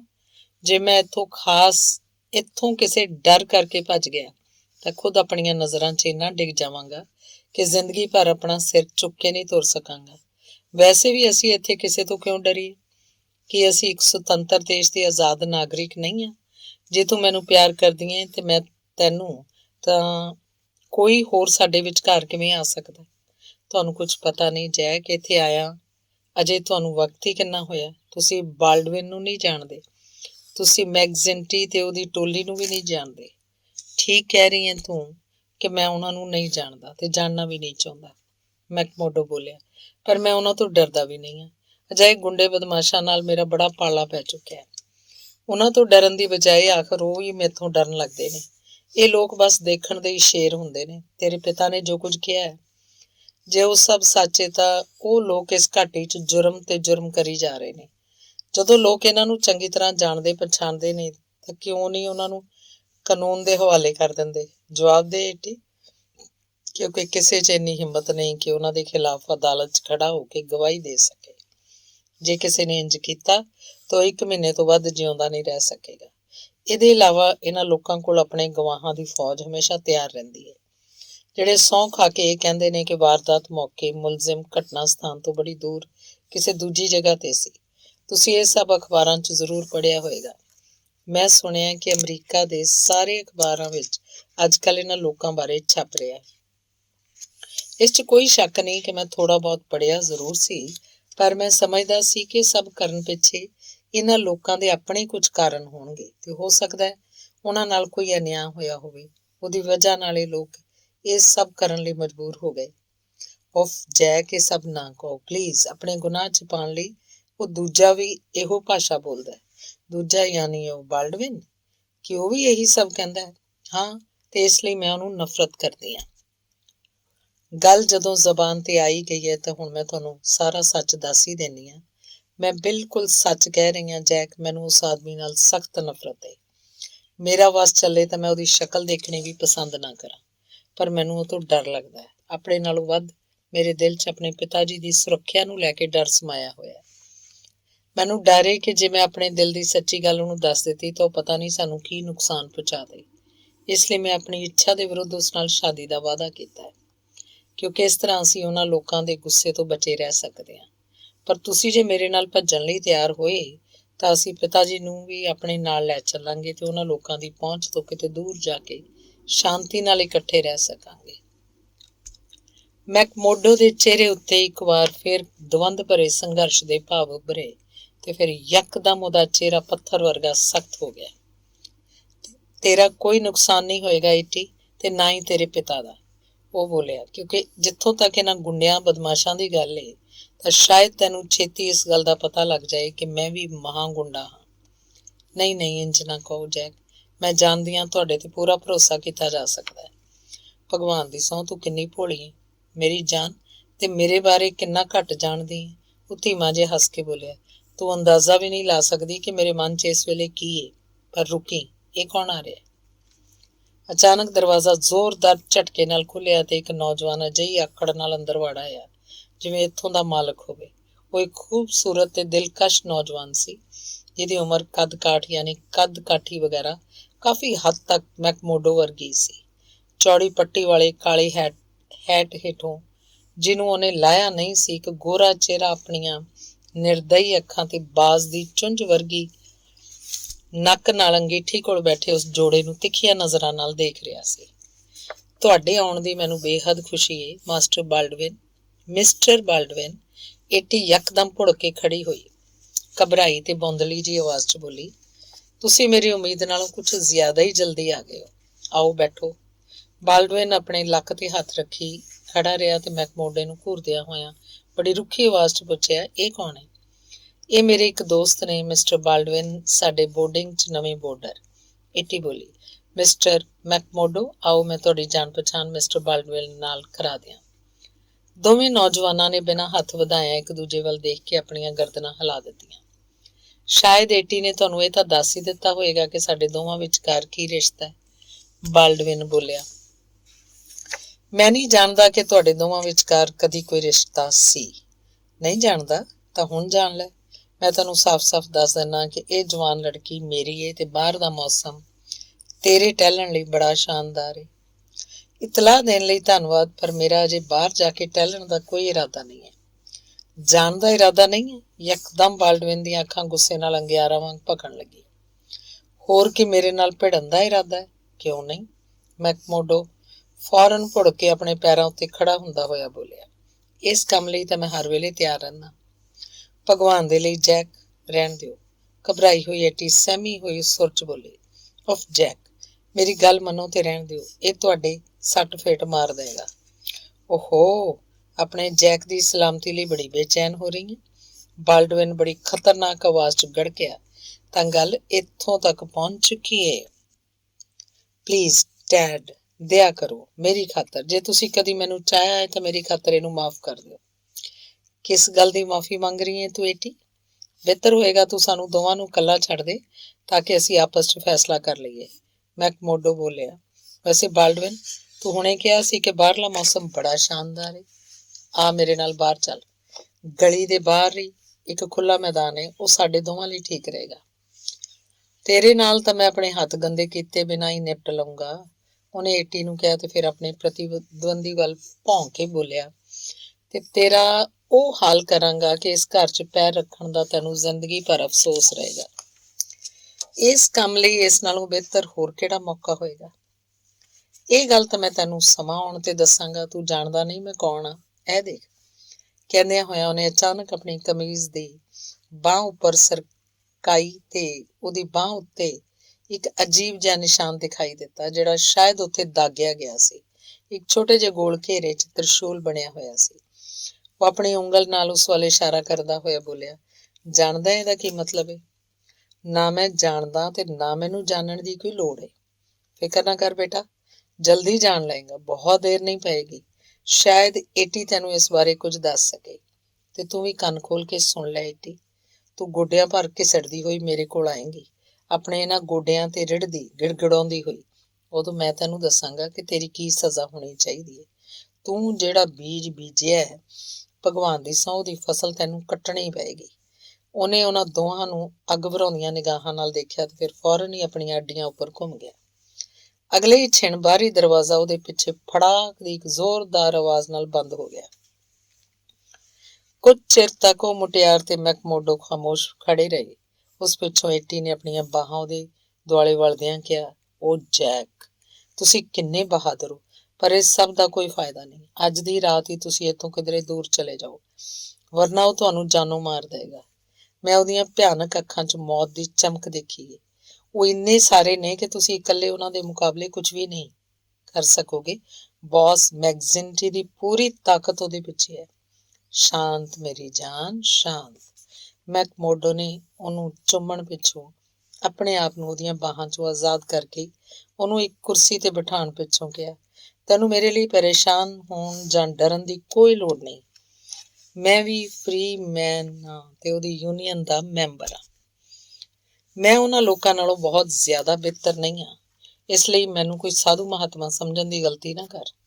ਸਾਰੀ ਸੱਚਾਈ ਨੂੰ ਜਾਣਨ ਦੇ ਬਾਅਦ ਹੋ ਸਕਦਾ ਹੈ ਤੂੰ ਵੀ ਮੈਨੂੰ ਉਹੋ ਜਿਹੀ ਨਫ਼ਰਤ ਕਰਨ ਲੱਗੇ ਜਿਹੋ ਜਿਹੀ ਉਹਨਾਂ ਲੋਕਾਂ ਨੂੰ ਕਰਦੀ ਹੈ। ਨਫ਼ਰਤ ਤੇ ਤੁਹਾਨੂੰ ਜੈਕ? ਆਪਣੇ ਜਿਉਂਦੇ ਜੀ ਤਾਂ ਮੈਂ ਅਜਿਹਾ ਕਦੇ ਨਹੀਂ ਕਰਾਂਗੀ। ਮੈਂ ਸੁਣਿਆ ਹੋਇਆ ਹੈ ਕਿ ਹੋਰ ਜਗ੍ਹਾਵਾਂ ਦੇ ਫ੍ਰੀ ਮੈਨ ਇੱਥੋਂ ਵਾਲਿਆਂ ਵਰਗੇ ਨਹੀਂ। ਫਿਰ ਭਲਾ ਮੈਂ ਤੁਹਾਨੂੰ ਨਫ਼ਰਤ ਕਿਉਂ ਕਰਾਂਗੀ? ਪਰ ਜੇ ਤੁਸੀਂ ਵਾਕਈ ਫ੍ਰੀ ਮੈਨ ਹੋ ਜੈਕ, ਤਾਂ ਬੌਸ ਮੈਕਜਿੰਟੀ ਕੋਲ ਜਾ ਕੇ ਉਸ ਨਾਲ ਦੋਸਤੀ ਕਿਉਂ ਨਹੀਂ ਕਰ ਲੈਂਦਾ? ਮੈਂ ਤਾਂ ਕਹਿੰਦੀ ਹਾਂ ਜੈਕ ਕਿ ਜਲਦੀ ਜਾਓ ਤੇ ਆਪਣਾ ਪੱਖ ਫੌਰਨ ਉਹਦੇ ਸਾਹਮਣੇ ਰੱਖ ਦਿਓ, ਨਹੀਂ ਤਾਂ ਇਹ ਕੁੱਤੇ ਤੁਹਾਡੇ ਪਿੱਛੇ ਪੈ ਜਾਣਗੇ। ਮੈਂ ਵੀ ਇਹੀ ਸੋਚ ਰਿਹਾ ਸੀ, ਮੈਕਮੋਡੋ ਨੇ ਕਿਹਾ। ਮੈਂ ਹੁਣੇ ਜਾ ਕੇ ਸਾਰਾ ਮਾਮਲਾ ਠੀਕ ਕਰ ਆਉਣਾ। ਤੂੰ ਆਪਣੇ ਪਿਤਾ ਨੂੰ ਕਹਿ ਕਿ ਅੱਜ ਦੀ ਰਾਤ ਤਾਂ ਮੈਂ ਇੱਥੇ ਹੀ ਸੌਵਾਂਗਾ, ਪਰ ਕੱਲ ਕੋਈ ਦੂਜਾ ਠਿਕਾਣਾ ਲੱਭ ਲਵਾਂਗਾ। ਮੈਕਜਿੰਟੀ ਦਾ ਸ਼ਰਾਬਖਾਨਾ ਉਸ ਰਾਤ ਵੀ ਹਮੇਸ਼ਾ ਵਾਂਗ ਖਚਾ ਖਚ ਭਰਿਆ ਹੋਇਆ ਸੀ, ਕਿਉਂਕਿ ਇਹ ਬਸਤੀ ਦੇ ਸ਼ੋਧਿਆਂ ਦੀ ਸਭ ਤੋਂ ਜ਼ਿਆਦਾ ਪਸੰਦੀਦਾ ਜਗ੍ਹਾ ਸੀ। ਵੈਸੇ ਵੀ ਮੈਕਜਿੰਟੀ ਆਪਣੇ ਖੁੱਲੇ ਡੁੱਲੇ ਤੇ ਹੰਸੌੜ ਸੁਭਾਅ ਕਰਕੇ ਉਹਨਾਂ ਸਾਰੇ ਲੋਕਾਂ ਦਾ ਚਹੇਤਾ ਸੀ, ਪਰ ਇਹ ਸਿਰਫ ਇੱਕ ਮੁਖੌਟਾ ਸੀ ਜਿਹਨੇ ਉਹਦੇ ਅਸਲੀ ਚਿਹਰੇ ਨੂੰ ਛੁਪਾਇਆ ਹੋਇਆ ਸੀ। ਅਸਲ 'ਚ ਉਹਦੀ ਮਸ਼ਹੂਰੀ ਉਹਦੀ ਉਸ ਦਹਿਸ਼ਤ ਸਦਕਾ ਸੀ ਜਿਹੜੀ ਸਿਰਫ ਇਸ ਬਸਤੀ ਵਿੱਚ ਹੀ ਨਹੀਂ, ਬਲਕਿ ਇਸ 30 ਮੀਲ ਲੰਮੀ ਘਾਟੀ ਤੇ ਉਹਦੇ ਆਸੇ-ਪਾਸੇ ਪਹਾੜਾਂ ਵਿੱਚ ਦੂਰ ਦੂਰ ਤੱਕ ਫੈਲੀ ਹੋਈ ਸੀ। ਇਸੇ ਕਰਕੇ ਉਹ ਇੰਨਾ ਪ੍ਰਸਿੱਧ ਸੀ ਤੇ ਸ਼ਰਾਬਖਾਨਾ ਹਮੇਸ਼ਾ ਖਚਾ ਖਚ ਭਰਿਆ ਰਹਿੰਦਾ ਸੀ। ਉਹਨਾਂ ਅਦਿੱਖ ਸ਼ਕਤੀਆਂ ਦੇ ਇਲਾਵਾ ਜਿਨ੍ਹਾਂ ਬਾਰੇ ਸਾਰੇ ਜਾਣਦੇ ਸਨ ਕਿ ਉਹਨਾਂ ਦਾ ਬੜੀ ਦਰਿੰਦਗੀ ਨਾਲ ਪ੍ਰਯੋਗ ਕਰਦਾ ਸੀ, ਉਹ ਹੋਰ ਕਈ ਤਰ੍ਹਾਂ ਦੇ ਮਹੱਤਵਪੂਰਨ ਅਹੁਦਿਆਂ ਨੂੰ ਹਥਿਆਉਣ ਦੇ ਇਲਾਵਾ ਨਗਰ ਦਾ ਮਿਊਨਿਸਪਲ ਕਾਉਂਸਲਰ ਵੀ ਸੀ। ਜਿਨ੍ਹਾਂ ਸ਼ੋਧਿਆਂ ਤੇ ਬਦਮਾਸ਼ਾਂ ਨੇ ਉਹਨੂੰ ਚੁਣ ਕੇ ਉੱਥੇ ਭੇਜਿਆ ਸੀ, ਉਹਦੀ ਕਿਰਪਾ ਨਾਲ ਲਾਭ ਖੱਟਣ ਦੀ ਲਾਲਸਾ ਵੀ ਰੱਖਦੇ ਸਨ। ਨਤੀਜਾ ਇਹ ਸੀ ਕਿ ਬੜੇ ਭਾਰੀ ਟੈਕਸ ਲਾਏ ਗਏ ਸਨ, ਪਰ ਜਨਤਾ ਦੀ ਭਲਾਈ ਦੇ ਕੰਮ ਪੂਰੀ ਤਰ੍ਹਾਂ ਅੱਖੋਂ ਓਹਲੇ ਕਰ ਦਿੱਤੇ ਗਏ ਸਨ। ਵੱਡੇ ਵੱਡੇ ਵਿੱਤੀ ਘੁਟਾਲੇ ਕੀਤੇ ਜਾ ਰਹੇ ਸਨ ਤੇ ਜਦੋਂ ਕਦੀ ਲੇਖਾ ਨਿਰੀਖਕ ਹਿਸਾਬ ਕਿਤਾਬ ਜਾਂਚਣ ਲਈ ਆਉਂਦੇ ਤਾਂ ਉਹਨਾਂ ਦੀ ਮੁੱਠੀ ਗਰਮ ਕਰਕੇ ਮਨ ਮਾਫਿਕ ਰਿਪੋਰਟ ਤਿਆਰ ਕਰਵਾ ਲਈ ਜਾਂਦੀ ਸੀ। ਸ਼ਰੀਫ ਨਾਗਰਿਕਾਂ ਤੋਂ ਨਾ ਸਿਰਫ ਜਬਰਨ ਵਸੂਲੀ ਕੀਤੀ ਜਾਂਦੀ, ਬਲਕਿ ਉਹਨਾਂ ਨੂੰ ਡਰਾ ਧਮਕਾ ਕੇ ਆਪਣੀ ਜ਼ਬਾਨ ਬੰਦ ਕਰਨ ਲਈ ਮਜਬੂਰ ਕੀਤਾ ਜਾਂਦਾ। ਬਹੁਤ ਬੁਰੇ ਅੰਜਾਮ ਦੀ ਦਹਿਸ਼ਤ ਉਹਨਾਂ ਦੇ ਦਿਲਾਂ 'ਚ ਇੰਝ ਬਿਠਾ ਦਿੱਤੀ ਗਈ ਸੀ ਕਿ ਉਹ ਵਿਚਾਰੇ ਚੂੰ ਵੀ ਨਹੀਂ ਸੀ ਕਰ ਸਕਦੇ। ਬੜੇ ਸਾਲਾਂ ਤੋਂ ਇਹੋ ਰਵੱਈਆ ਤੁਰਿਆ ਆ ਰਿਹਾ ਸੀ। ਬੌਸ ਮੈਕਜਿੰਟੀ ਦੀ ਹੀਰੇ ਦੀਆਂ ਟਾਈ ਪਿੰਨਾਂ ਹੋਰ ਵਧੇਰੇ ਲਿਸ਼ਕਣ ਲੱਗੀਆਂ ਸੀ। ਉਹਦੇ ਗਲ ਦੀ ਸੋਨੇ ਦੀ ਚੇਨ ਵੀ ਪਹਿਲਾਂ ਨਾਲੋਂ ਵੱਧ ਮੋਟੀ ਤੇ ਭਾਰੀ ਹੋ ਕੇ ਉਹਦੀ ਕੀਮਤੀ ਬਾਸਕਟ ਤੇ ਮਸਤੀ ਨਾਲ ਲਹਿਰਾਉਣ ਲੱਗੀ ਸੀ। ਇੱਥੋਂ ਤੱਕ ਕਿ ਉਹਦਾ ਛੋਟਾ ਜਿਹਾ ਸ਼ਰਾਬਖਾਨਾ ਰਬੜ ਦੇ ਤੰਬੂ ਵਾਂਗ ਉਦੋਂ ਤੱਕ ਫੈਲਦਾ ਗਿਆ ਜਦੋਂ ਤੱਕ ਉਹਨੇ ਨਗਰ ਦੇ ਚੌਕ ਤੱਕ ਦਾ ਇੱਕ ਹਿੱਸਾ ਪੂਰੀ ਤਰ੍ਹਾਂ ਨਾਲ ਆਪਣੇ ਕਬਜ਼ੇ 'ਚ ਨਹੀਂ ਕਰ ਲਿਆ। ਮੈਕਮੋਡੋ ਨੇ ਸ਼ਰਾਬਖਾਨੇ ਦੇ ਝੂਲਦੇ ਦਰਵਾਜ਼ਿਆਂ ਨੂੰ ਧੱਕਿਆ ਤੇ ਤਰ੍ਹਾਂ ਤਰ੍ਹਾਂ ਦੀਆਂ ਸ਼ਰਾਬਾਂ ਦੀ ਮਹਿਕ ਨਾਲ ਭਰੇ ਤੇ ਤੰਬਾਕੂ ਦੇ ਗੂੜ੍ਹੇ ਧੂੰਏਂ ਸਦਕਾ ਧੁੰਦਲਾਏ ਮਾਹੌਲ ਵਿੱਚ ਉੱਥੋਂ ਮੌਜੂਦ ਭੀੜ ਵਿਚਕਾਰੋਂ ਰਸਤਾ ਬਣਾਉਂਦਾ ਹੋਇਆ ਅੱਗੇ ਵਧਿਆ। ਉਹ ਜਗ੍ਹਾ ਰੌਸ਼ਨੀ ਦੀ ਚਕਾਚੌਂਧ ਨਾਲ ਜਗਮਗਾ ਰਹੀ ਸੀ ਤੇ ਚਾਰੇ ਪਾਸੇ ਜੜਾਊ ਸ਼ੀਸ਼ਿਆਂ ਨੇ ਉਸ ਤੇਜ਼ ਰੌਸ਼ਨੀ ਦੀ ਚਮਕ ਦੇ ਚਮਕਾਰੇ ਨੂੰ ਕਈ ਗੁਣਾ ਵਧਾ ਦਿੱਤਾ ਸੀ। ਲੰਮੇ ਚੌੜੇ ਪਿੱਤਲ ਜੜੇ ਬਾਰ ਕਾਊਂਟਰ ਤੇ ਪੀਣ ਵਾਲਿਆਂ ਦੀ ਭੀੜ ਲੱਗੀ ਹੋਈ ਸੀ ਤੇ ਕਾਊਂਟਰ ਪਿੱਛੇ ਕਈ ਆਦਮੀ ਆਪਣੀਆਂ ਬਾਹਾਂ ਚੜਾਈ ਤੇਜ਼ੀ ਨਾਲ ਸ਼ਰਾਬ ਪਰੋਸਣ ਵਿੱਚ ਵਿਅਸਤ ਸਨ। ਆਖਰੀ ਕਿਨਾਰੇ ਤੇ ਆਪਣੀ ਵਿਸ਼ਾਲ ਕਾਇਆ ਨੂੰ ਬਾਰ ਕਾਊਂਟਰ ਨਾਲ ਟਿਕਾਈ ਤੇ ਬੁੱਲਾਂ ਦੇ ਕੋਨੇ 'ਚ ਇੱਕ ਖਾਸ ਅੰਦਾਜ਼ ਨਾਲ ਸਿਗਾਰ ਦਬਾਈ ਗੱਠੇ ਹੋਏ ਮਜ਼ਬੂਤ ਜਿਸਮ ਦਾ ਜਿਹੜਾ ਆਦਮੀ ਖੜਾ ਸੀ ਉਹ ਮਸ਼ਹੂਰ ਮੈਗਜ਼ੈਂਟੀ ਦੇ ਇਲਾਵਾ ਹੋਰ ਕੋਈ ਹੋ ਹੀ ਨਹੀਂ ਸੀ ਸਕਦਾ। ਉਹ ਲੰਮੇ ਕਾਲੇ ਵਾਲਾਂ ਤੇ ਪਹਾੜ ਵਰਗੀ ਭਾਰੀ ਭਰਕਮ ਦੇਹ ਵਾਲਾ ਆਦਮੀ ਸੀ, ਜਿਹਦੀ ਦਾੜੀ ਸਿਰਫ ਗੱਲਾਂ ਦੀਆਂ ਹੱਡੀਆਂ ਤੱਕ ਹੀ ਬਣੀ ਹੋਈ ਸੀ। ਉਹਦੇ ਤਾਂਬਈ ਰੰਗ 'ਚ ਕੁਝ ਗੂੜੇ ਕਾਲੇਪਨ ਦੀ ਮਿਲਾਵਟ ਜਿਹੀ ਝਲਕ ਰਹੀ ਸੀ। ਅੱਖਾਂ ਵਿੱਚ ਵੀ ਜ਼ਰੂਰਤ ਨਾਲੋਂ ਵੱਧ ਕਾਲਾਪਨ ਦਿਖਾਈ ਦੇ ਰਿਹਾ ਸੀ ਤੇ ਉਹਦੀਆਂ ਲੰਮੀਆਂ ਪਲਕਾਂ ਨੇ ਉਹਨਾਂ ਨੂੰ ਕੁਝ ਖਤਰਨਾਕ ਜਿਹਾ ਬਣਾ ਦਿੱਤਾ ਸੀ। ਵਰਨਾ ਉਹਨਾਂ ਦੇ ਇਲਾਵਾ ਉਸ ਆਦਮੀ ਦੀ ਗਠੀ ਹੋਈ ਦੇਹ ਤੇ ਸਿਹਤਮੰਦੀ ਤੇ ਜਿਸ ਲਾਪਰਵਾਹ ਖੁਸ਼ ਦਿਲੀ ਨਾਲ ਉਹ ਆਪਣੇ ਆਸੇ-ਪਾਸੇ ਦੇ ਲੋਕਾਂ ਨਾਲ ਗੱਲਬਾਤ ਕਰ ਰਿਹਾ ਸੀ, ਉਹਨੂੰ ਦੇਖ ਕੇ ਕੋਈ ਵੀ ਇਹ ਸਮਝਣ ਦੀ ਗਲਤੀ ਕਰ ਸਕਦਾ ਸੀ ਕਿ ਇਸ ਆਦਮੀ ਦੇ ਬੋਲ ਭਾਵੇਂ ਕਿੰਨੇ ਹੀ ਅੱਖੜ ਤੇ ਤਿੱਖੇ ਕਿਉਂ ਨਾ ਹੋਣ, ਪਰ ਇਹਦਾ ਦਿਲ ਖਰੇ ਸੋਨੇ ਵਰਗਾ ਸਾਫ਼ ਹੈ ਤੇ ਉਹ ਆਦਮੀ ਕਦੇ ਕਿਸੇ ਦਾ ਮਾੜਾ ਨਹੀਂ ਕਰ ਸਕਦਾ। ਪਰ ਜਦੋਂ ਖਤਰਨਾਕ ਅੱਖਾਂ ਆਪਣੀ ਪੂਰੀ ਨਿਰਦਇਤਾ ਨਾਲ ਕਿਸੇ ਵਿਅਕਤੀ ਨੂੰ ਘੂਰਨ ਲੱਗਦੀਆਂ ਤਾਂ ਉਹ ਡਰ ਨਾਲ ਸੁੰਗੜ ਕੇ ਚੂਹਾ ਬਣ ਜਾਂਦਾ ਸੀ ਤੇ ਸੋਚਣ ਲੱਗਦਾ ਸੀ ਕਿ ਉਹ ਸ਼ਾਇਦ ਸਾਕਸ਼ਾਤ ਮੌਤ ਨੂੰ ਹੀ ਆਪਣੇ ਪੂਰੇ ਵਿਰਾਟ ਰੂਪ 'ਚ ਦੇਖ ਰਿਹਾ। ਉਸ ਆਦਮੀ ਦਾ ਚੰਗੀ ਤਰ੍ਹਾਂ ਨਿਰੀਖਣ ਕਰ ਲੈਣ ਪਿੱਛੋਂ ਮੈਕਮੂਡੋ ਆਪਣੀ ਲਾਪਰਵਾਹ ਮੂੜਤਾ ਨਾਲ ਹੱਥਾਂ ਤੇ ਕੂਹਣੀਆਂ ਨਾਲ ਉਹਨਾਂ ਲੋਕਾਂ ਵਿਚਕਾਰ ਥਾਂ ਬਣਾਉਂਦਾ ਹੋਇਆ ਅੱਗੇ ਵਧਿਆ ਜਿਹੜੇ ਉਸ ਸ਼ਕਤੀਸ਼ਾਲੀ ਬੌਸ ਨੂੰ ਚਾਪਲੂਸੀ ਭਰੇ ਆਦਰ ਨਾਲ ਘੇਰੀ ਖੜੇ ਸਨ ਤੇ ਉਹਦੇ ਮਾਮੂਲੀ ਜਿਹੇ ਜੋਕ ਉੱਤੇ ਮੂਰਖਾਂ ਵਾਂਗ ਖਿੜਖਿੜ ਕਰਕੇ ਹੱਸ ਰਹੇ ਸਨ। ਨੌਜਵਾਨ ਅਜਨਬੀ ਦੀਆਂ ਨਿਡਰ ਅੱਖਾਂ ਉਸ ਸਰਬ ਸਮਰੱਥ ਆਦਮੀ ਉੱਤੇ ਜਾ ਟਿਕੀਆਂ, ਜਿਹਨੇ ਉਹਦੀ ਮੌਜੂਦਗੀ ਦਾ ਅਹਿਸਾਸ ਕਰਕੇ ਆਪਣੀਆਂ ਖਤਰਨਾਕ ਕਾਲੀਆਂ ਅੱਖਾਂ ਨੂੰ ਉਸ ਵੱਲ ਘੁਮਾਇਆ। ਕੀ ਗੱਲ ਹੈ ਜਵਾਨਾ, ਮੈਨੂੰ ਤੇਰਾ ਚਿਹਰਾ ਯਾਦ ਨਹੀਂ ਆ ਰਿਹਾ। ਮੈਂ ਅਜੇ ਇੱਥੇ ਨਵਾਂ ਹੀ ਹਾਂ ਮਿਸਟਰ ਮੈਗਜ਼ੈਂਟੀ, ਪਰ ਤੂੰ ਇੰਨਾ ਨਵਾਂ ਤਾਂ ਨਹੀਂ ਦਿਖਾਈ ਦਿੰਦਾ ਕਿ ਕਿਸੇ ਆਦਮੀ ਨੂੰ ਉਹਦੇ ਸਹੀ ਉਪਾਧੀ ਦੇ ਨਾਲ ਨਾ ਬੁਲਾ ਸਕੇ। ਇਹ ਕਾਉਂਸਲਰ ਮੈਗਜ਼ੈਂਟੀ ਸਾਹਿਬ ਨੇ ਜਵਾਨਾ, ਉੱਥੇ ਮੌਜੂਦ ਆਦਮੀਆਂ ਵਿੱਚੋਂ ਕਿਸੇ ਨੇ ਕਿਹਾ। ਮਾਫੀ ਚਾਹੁੰਦਾ ਕਾਉਂਸਲਰ, ਮੈਂ ਇਸ ਜਗ੍ਹਾ ਤੇ ਕਾਇਦੇ ਕਾਨੂੰਨ ਤੋਂ ਪੂਰੀ ਤਰ੍ਹਾਂ ਵਾਕਫ ਨਹੀਂ ਹਾਂ, ਪਰ ਕਿਸੇ ਨੇ ਮੈਨੂੰ ਕਿਹਾ ਸੀ ਕਿ ਮੈਨੂੰ ਤੁਹਾਨੂੰ ਜ਼ਰੂਰ ਮਿਲਣਾ ਚਾਹੀਦਾ। ਲੈ ਮਿਲ ਲਿਆ ਤੂੰ। ਜੋ ਕੁਝ ਵੀ ਇਹ ਤੇਰੇ ਸਾਹਮਣੇ ਹੈ, ਹੁਣ ਇਹ ਦੱਸ ਵੀ ਮੇਰੇ ਬਾਰੇ ਤੇਰਾ ਕੀ ਵਿਚਾਰ ਹੈ। ਭਗਵਾਨ ਦੀ ਸਹੁੰ, ਤੇਰੀ ਜ਼ਬਾਨ ਚੋਂ ਤਾਂ ਅਕਲ ਦਾ ਸ਼ਹਿਦ ਟਪਕ ਰਿਹਾ। ਇੰਨੀ ਜਲਦੀ ਤਾਂ ਕੁਝ ਵੀ ਨਹੀਂ ਕਿਹਾ ਜਾ ਸਕਦਾ। ਫਿਰ ਵੀ ਜੇ ਤੁਹਾਡਾ ਦਿਲ ਆਪਣੇ ਸਰੀਰ ਵਾਂਗ ਹੀ ਵਿਸ਼ਾਲ ਏ ਤੇ ਆਤਮਾ ਉਸ ਵਿੱਚ ਜਗਮਗਾਉਂਦੇ ਚਿਹਰੇ ਵਰਗੀ ਸੁੰਦਰ ਏ, ਤਾਂ ਫਿਰ ਮੈਂ ਇਹ ਤੋਂ ਬਿਹਤਰ ਹੋਰ ਕੁਝ ਨਹੀਂ ਕਹਿਣਾ ਚਾਹੁੰਦਾ। ਭਗਵਾਨ ਦੀ ਸਹੁੰ, ਤੇਰੀ ਜ਼ਬਾਨ ਚੋਂ ਤਾਂ ਅਕਲ ਦਾ ਸ਼ਹਿਦ ਟਪਕ ਰਿਹਾ, ਸ਼ਰਾਬਖਾਨੇ ਦੇ ਮਾਲਕ ਨੇ ਉੱਚੀ ਆਵਾਜ਼ 'ਚ ਕਿਹਾ, ਪਰ ਉਹਦੀ ਸਮਝ 'ਚ ਇਹ ਨਹੀਂ ਆ ਰਿਹਾ ਸੀ ਕਿ ਇਸ ਗੁਸਤਾਖ ਦੀ ਇਸ ਗੱਲ ਨੂੰ ਹਾਸੇ 'ਚ ਉਡਾ ਦੇ ਜਾਂ ਉਸ ਉੱਤੇ ਆਪਣਾ ਰੋਹਬ ਕਾਇਮ ਕਰਨ ਦੀ ਕੋਸ਼ਿਸ਼ ਕਰੇ। ਫਿਰ ਉਹ ਬੋਲਿਆ, ਪਰ ਕੀ ਤੇਰੀ ਖੋਪੜੀ 'ਚ ਇੰਨੀ ਅਕਲ ਹੈ ਕਿ ਮੈਨੂੰ ਦੇਖ ਕੇ ਤੂੰ ਮੇਰੇ ਬਾਰੇ ਕੋਈ ਫੈਸਲਾ ਕਰ ਸਕੇ। ਬਿਲਕੁਲ ਹੈ, ਮੈਕਮੋਡੋ ਨੇ ਨਿਡਰ ਸੁਰ 'ਚ ਕਿਹਾ। ਤੇ ਕਿਸੇ ਨੇ ਤੈਨੂੰ ਕਿਹਾ ਹੈ ਕਿ ਮੈਨੂੰ ਜ਼ਰੂਰ ਮਿਲਣਾ ਚਾਹੀਦਾ। ਜੀ ਹਾਂ। ਤੇ ਤੈਨੂੰ ਕਿਹਨੇ ਕਿਹਾ? ਬ੍ਰਦਰਸ ਕਾਨਲਨ ਨੇ, ਜਿਹੜਾ ਵਰਮਿਸਾ ਯੂਨੀਅਨ ਦਾ ਮੈਂਬਰ ਵੀ ਹੈ। ਇਸ ਦੌਰਾਨ ਉਹਦੇ ਹੱਥ ਵਿੱਚ ਸ਼ਰਾਬ ਦਾ ਗਲਾਸ ਫੜਾ ਦਿੱਤਾ ਗਿਆ ਸੀ, ਜਿਹਨੂੰ ਉਹ ਆਪਣੇ ਮੋਟੇ ਬੁੱਲਾਂ ਵੱਲ ਲੈ ਜਾਂਦਾ ਹੋਇਆ ਬੋਲਿਆ, ਤੇ ਹੁਣ ਕਾਉਂਸਲਰ, ਮੈਂ ਆਪਣੀ ਸਿਹਤ ਤੇ ਸਾਡੀ ਦੋਵਾਂ ਦੀ ਮੁਲਾਕਾਤ ਦੀ ਬਿਹਤਰੀ ਲਈ ਇਹ ਜਾਮ ਪੀ ਰਿਹਾ। ਕਹਿੰਦੇ ਹੋਏ ਉਹਨੇ ਗਲਾਸ ਬੁੱਲਾਂ ਨੂੰ ਲਾ ਲਿਆ ਤੇ ਪੀਣ ਵੇਲੇ ਆਪਣੀ ਚੀਚੀ ਉਂਗਲ ਨੂੰ ਹਵਾ 'ਚ ਉਠਾ ਦਿੱਤਾ। ਮੈਗਜ਼ੈਂਟੀ, ਜਿਹੜਾ ਉਹਨੂੰ ਆਪਣੀਆਂ ਅੱਧ-ਮਿਚੀਆਂ ਅੱਖਾਂ ਨਾਲ ਬੜੇ ਗੌਰ ਨਾਲ ਦੇਖ ਰਿਹਾ ਸੀ, ਆਪਣੇ ਸੰਘਣੇ ਕਾਲੇ ਭਰਵੱਟਿਆਂ ਨੂੰ ਉੱਪਰ ਵੱਲ ਚੜਾਉਂਦਾ ਹੋਇਆ ਬੋਲਿਆ, ਅੱਛਾ ਤਾਂ ਇਹ ਮਾਮਲਾ ਏ, ਫਿਰ ਤਾਂ ਤੈਨੂੰ ਬੜਾ ਹੀ ਨੇੜਿਓਂ ਦੇਖਣਾ ਪਏਗਾ ਮਿਸਟਰ ਮੈਕਮੋਡੋ। ਜ਼ਰਾ ਨੇੜੇ ਆ ਮਿਸਟਰ ਮੈਕਮੋਡੋ, ਕਿਉਂਕਿ ਅਸੀਂ ਇਸ ਇਲਾਕੇ ਦੇ ਲੋਕਾਂ ਨੂੰ ਦੇਖਦੇ ਹੀ ਉਹਨਾਂ ਤੇ ਵਿਸ਼ਵਾਸ ਨਹੀਂ ਕਰਦੇ ਹੁੰਦੇ, ਨਾ ਹੀ ਉਹ ਸਭ ਕਾਸੇ ਦਾ ਵਿਸ਼ਵਾਸ ਕਰਦੇ ਹਾਂ ਜੋ ਸਾਨੂੰ ਕਹਿੰਦੇ ਨੇ। ਆ ਜਾ। ਆ ਥੋੜ੍ਹੀ ਦੇਰ ਲਈ ਮੇਰੇ ਨਾਲ ਇਸ ਬਾਰ ਦੇ ਪਿਛਲੇ ਹਿੱਸੇ 'ਚ ਚੱਲ ਆ। ਉਹ ਇੱਕ ਛੋਟਾ ਜਿਹਾ ਕਮਰਾ ਸੀ ਜਿਸ ਵਿੱਚ ਛੋਟੇ ਵੱਡੇ ਡਰਮ ਤੇ ਪੀਪੇ ਲਾਈਨ 'ਚ ਲੱਗੇ ਹੋਏ ਸਨ। ਮੈਗਜ਼ੈਂਟੀ ਨੇ ਸਾਵਧਾਨੀ ਵਜੋਂ ਦਰਵਾਜ਼ਾ ਬੰਦ ਕਰ ਦਿੱਤਾ ਤੇ ਫਿਰ ਇੱਕ ਪੀਪੇ ਤੇ ਬੈਠਣ ਪਿੱਛੋਂ ਸਿਗਾਰ ਦੇ ਕਿਨਾਰੇ ਨੂੰ ਦੰਦਾਂ ਨਾਲ ਕੁਚਲਦਾ ਹੋਇਆ ਆਪਣੀਆਂ ਉਹਨਾਂ ਖਤਰਨਾਕ ਅੱਖਾਂ ਨਾਲ ਬੜੀ ਗੰਭੀਰਤਾ ਨਾਲ ਆਉਣ ਵਾਲੇ ਦਾ ਨਿਰੀਖਣ ਕਰਨ ਲੱਗਾ। ਮੈਕਮੋਡੋ ਬੜੀ ਬੇਫਿਕਰੀ ਨਾਲ ਉਸ ਨਿਰੀਖਣ ਦਾ ਮਜ਼ਾ ਲੈਂਦਾ ਰਿਹਾ। ਉਹਦਾ ਇੱਕ ਹੱਥ ਆਪਣੀ ਜੈਕਟ ਦੀ ਜੇਬ 'ਚ ਸੀ ਤੇ ਦੂਜੇ ਨਾਲ ਉਹ ਆਪਣੀਆਂ ਮੁੱਛਾਂ ਦੇ ਕੋਨੇ ਮਰੋੜ ਰਿਹਾ ਸੀ। ਕੁਝ ਮਿੰਟਾਂ ਤੱਕ ਉਹਨੂੰ ਖਾਮੋਸ਼ੀ ਨਾਲ ਦੇਖਦੇ ਰਹਿਣ ਪਿੱਛੋਂ ਜਦੋਂ ਮੈਕਗਜ਼ਿੰਟੀ ਅਚਾਨਕ ਇੱਕ ਝਟਕੇ ਨਾਲ ਉੱਠ ਕੇ ਖੜਾ ਹੋਇਆ ਤਾਂ ਉਹਦਾ ਰਿਵਾਲਵਰ ਉਹਦੇ ਹੱਥ 'ਚ ਆ ਚੁੱਕਾ ਸੀ। ਸੁਣੋ ਜੋਕਰ, ਉਹਨੂੰ ਮੈਕਮੋਡੋ ਵੱਲ ਤਾਣਦਾ ਹੋਇਆ ਬੋਲਿਆ, ਮੈਨੂੰ ਜੇ ਪਤਾ ਲੱਗਿਆ ਕਿ ਤੂੰ ਇੱਥੇ ਕੋਈ ਖੇਡ ਖੇਡਣ ਆਇਆ ਤਾਂ ਤੇਰੀ ਖੇਡ ਬੜੀ ਜਲਦੀ ਖਤਮ ਹੋ ਜਾਏਗੀ। ਫ੍ਰੀਮੈਨ ਸੁਸਾਇਟੀ ਦੇ ਕਿਸੇ ਬੋਡੀ ਮਾਸਟਰ ਦੁਆਰਾ ਆਪਣੀ ਹੀ ਸੁਸਾਇਟੀ ਦੇ ਇੱਕ ਪਰਦੇਸੀ ਮੈਂਬਰ ਦਾ ਅਜਿਹਾ ਵਿਚਿੱਤਰ ਸਵਾਗਤ ਤਾਂ ਵਾਕਈ ਬੜਾ ਹੀ ਹੈਰਾਨ ਕੁੰਨ।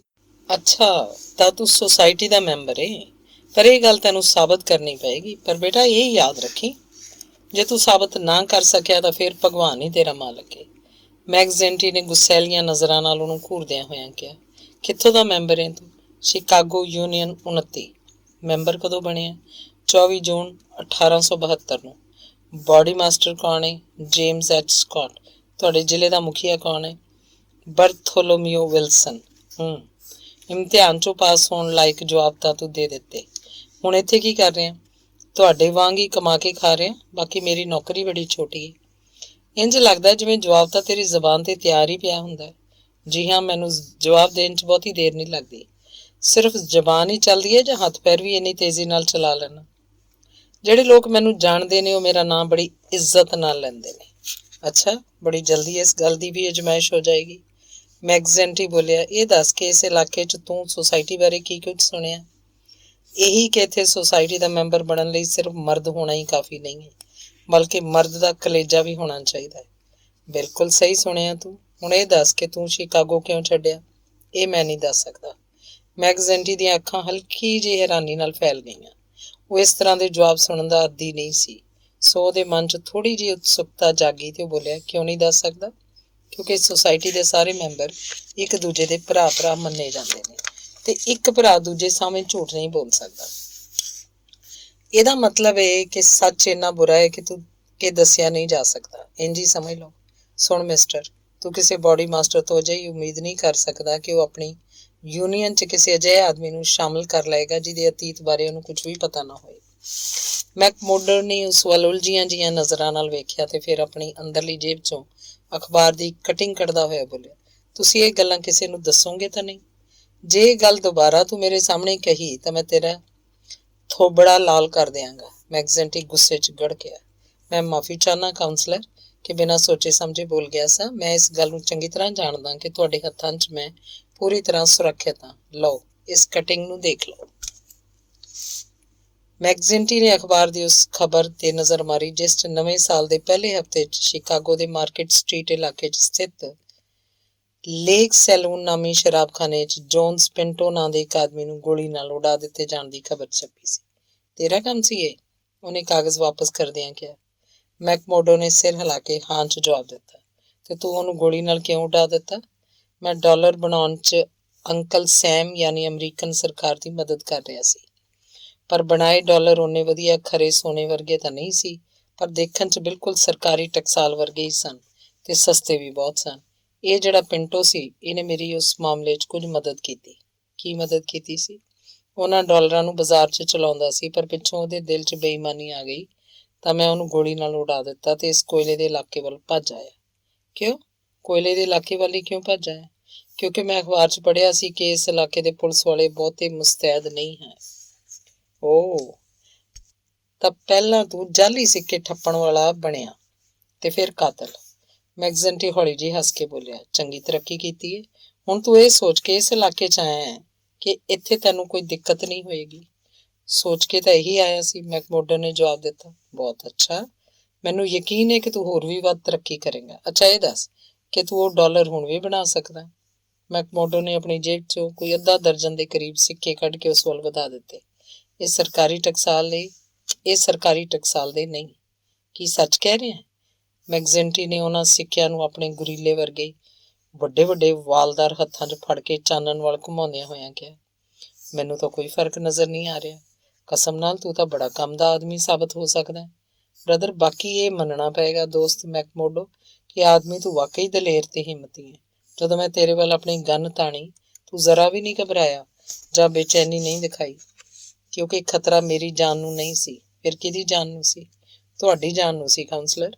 ਮੈਕਮੋਡੋ ਨੇ ਆਪਣੀ ਢਿੱਲੀ ਢਾਲੀ ਜੈਕਟ ਦੀ ਜੇਬ ਚੋਂ ਪਿਸਤੌਲ ਕੱਢ ਕੇ ਦਿਖਾਉਂਦਿਆਂ ਹੋਇਆਂ ਕਿਹਾ, ਤੁਸੀਂ ਹਰ ਵਕਤ ਮੇਰੇ ਨਿਸ਼ਾਨੇ ਤੇ ਸੀ। ਮੈਨੂੰ ਯਕੀਨ ਹੈ ਕਿ ਮੇਰੀ ਉਂਗਲੀ ਵੀ ਉਨੀ ਤੇਜ਼ੀ ਨਾਲ ਹਿਲਦੀ ਜਿੰਨੀ ਕਿ ਤੁਹਾਡੀ। ਕਸਮ ਨਾਲ। ਮੈਕਜ਼ੈਂਟੀ ਦਾ ਚਿਹਰਾ ਇੱਕ ਵਾਰੀ ਤਾਂ ਗੁੱਸੇ ਨਾਲ ਯਕਦਮ ਲਾਲ ਭਬੂਕਾ ਹੋ ਗਿਆ, ਪਰ ਅਗਲੇ ਹੀ ਛਿਨ ਅਚਾਨਕ ਉਹ ਜ਼ੋਰ ਨਾਲ ਖਿੜਖਿੜਾ ਕੇ ਹੱਸ ਪਿਆ ਤੇ ਬੋਲਿਆ, ਮੈਨੂੰ ਯਕੀਨ ਹੈ ਕਿ ਤੂੰ ਇੱਥੋਂ ਦੀ ਯੂਨੀਅਨ ਦੇ ਮੈਂਬਰ ਤੇਰੇ ਤੇ ਵਾਕਈ ਮਾਣ ਕਰਨਗੇ। ਓਏ ਤੂੰ ਇੱਥੇ ਕਿਉਂ ਆਇਆ? ਕੀ ਕੋਈ ਕਿਸੇ ਸ਼ਰੀਫ ਆਦਮੀ ਨਾਲ ਇਕਾਂਤ 'ਚ 5 ਮਿੰਟ ਗੱਲ ਵੀ ਨਹੀਂ ਕਰ ਸਕਦਾ, ਜਿਹੜਾ ਤੂੰ ਆਪਣੀ ਨੱਕ ਵਿੱਚ ਘਰ ਘਸੋੜਨ ਲਈ ਆ ਖੜਾ ਹੈ? ਬਾਰਟੈਂਡਰ ਘਬਰਾ ਕੇ ਆਪਣੀ ਜਗ੍ਹਾ ਖੜਾ ਰਹਿ ਕੇ ਬੋਲਿਆ, ਮਾਫ਼ ਕਰਨਾ ਕਾਉਂਸਲਰ, ਪਰ ਮਿਸਟਰ ਟੈਡ ਬਾਲਡਵਿਨ ਦਾ ਕਹਿਣਾ ਹੈ ਕਿ ਉਹ ਫੌਰਨ ਇਸੇ ਵੇਲੇ ਤੁਹਾਨੂੰ ਮਿਲਣਾ ਚਾਹੁੰਦੇ ਨੇ। ਪਰ ਇਸ ਸੁਨੇਹੇ ਦੀ ਹੁਣ ਕੋਈ ਖਾਸ ਲੋੜ ਬਾਕੀ ਨਹੀਂ ਸੀ ਰਹਿ ਗਈ, ਕਿਉਂਕਿ ਬਾਜ ਦੀ ਚੁੰਝ ਵਰਗੀ ਨੱਕ ਵਾਲਾ ਉਹ ਕਰੂਰ ਤੇ ਨਿਰਦਈ ਚਿਹਰਾ ਖੁਦ ਨੌਕਰ ਦੇ ਮੋਢੇ ਦੇ ਪਿੱਛੋਂ ਝਾਕ ਰਿਹਾ ਸੀ। ਉਹਨੇ ਬਾਰਟੈਂਡਰ ਨੂੰ ਬਾਹਰ ਧੱਕ ਕੇ ਦਰਵਾਜ਼ਾ ਬੰਦ ਕੀਤਾ ਤੇ ਮੈਕਮੋਡੋ ਵੱਲ ਭੌਂ ਕੇ ਗੁੱਸੈਲੀ ਆਵਾਜ਼ 'ਚ ਬੋਲਿਆ, ਅੱਛਾ ਤਾਂ ਤੂੰ ਇੱਥੇ ਪਹਿਲਾਂ ਪਹੁੰਚ ਗਿਆ। ਮੈਂ ਇਸ ਆਦਮੀ ਦੀ ਸ਼ਿਕਾਇਤ ਤੁਹਾਨੂੰ ਕਰਨੀ ਹੈ ਕਾਉਂਸਲਰ। ਜੋ ਕੁਝ ਵੀ ਕਹਿਣਾ ਹੈ ਮੇਰੇ ਸਾਹਮਣੇ ਕਹਿ, ਮੈਕਮੋਡੋ ਨੇ ਦਬੰਗ ਆਵਾਜ਼ 'ਚ ਕਿਹਾ। ਤੇਰੇ ਸਾਹਮਣੇ ਕਿਉਂ ਕਹਾਂ? ਬਾਲਡਵਿਨ ਨੇ ਗੁੱਸੇ 'ਚ ਚਿਣਕ ਕੇ ਕਿਹਾ, ਜਦੋਂ ਮੇਰੀ ਮਰਜ਼ੀ ਹੋਏਗੀ ਉਦੋਂ ਕਹਾਂਗਾ, ਮੈਂ ਆਪਣੀ ਵਿਹਲ ਅਨੁਸਾਰ।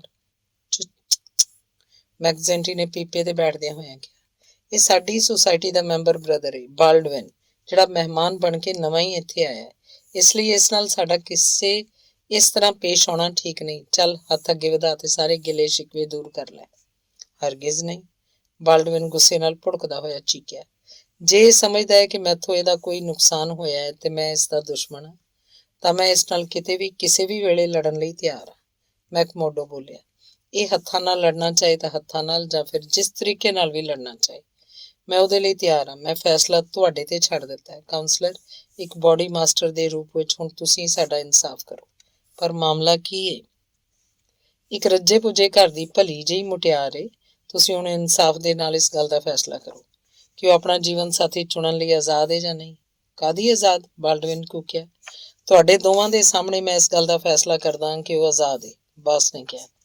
ਅੱਛਾ, ਤਾਂ ਇਹ ਹੈ ਤੁਹਾਡਾ ਫੈਸਲਾ? ਹਾਂ ਟੈਡ ਬਾਲਡਵਿਨ, ਇਹੀ ਹੈ ਮੇਰਾ ਫੈਸਲਾ।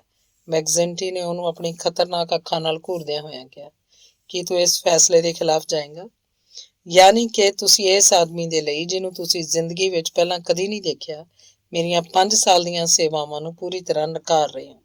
ਤੁਸੀਂ ਜ਼ਿੰਦਗੀ ਭਰ ਲਈ ਸਾਡੇ ਬਾਡੀ ਮਾਸਟਰ ਨਹੀਂ ਹੋ ਮੈਕਜ਼ੈਂਟੀ।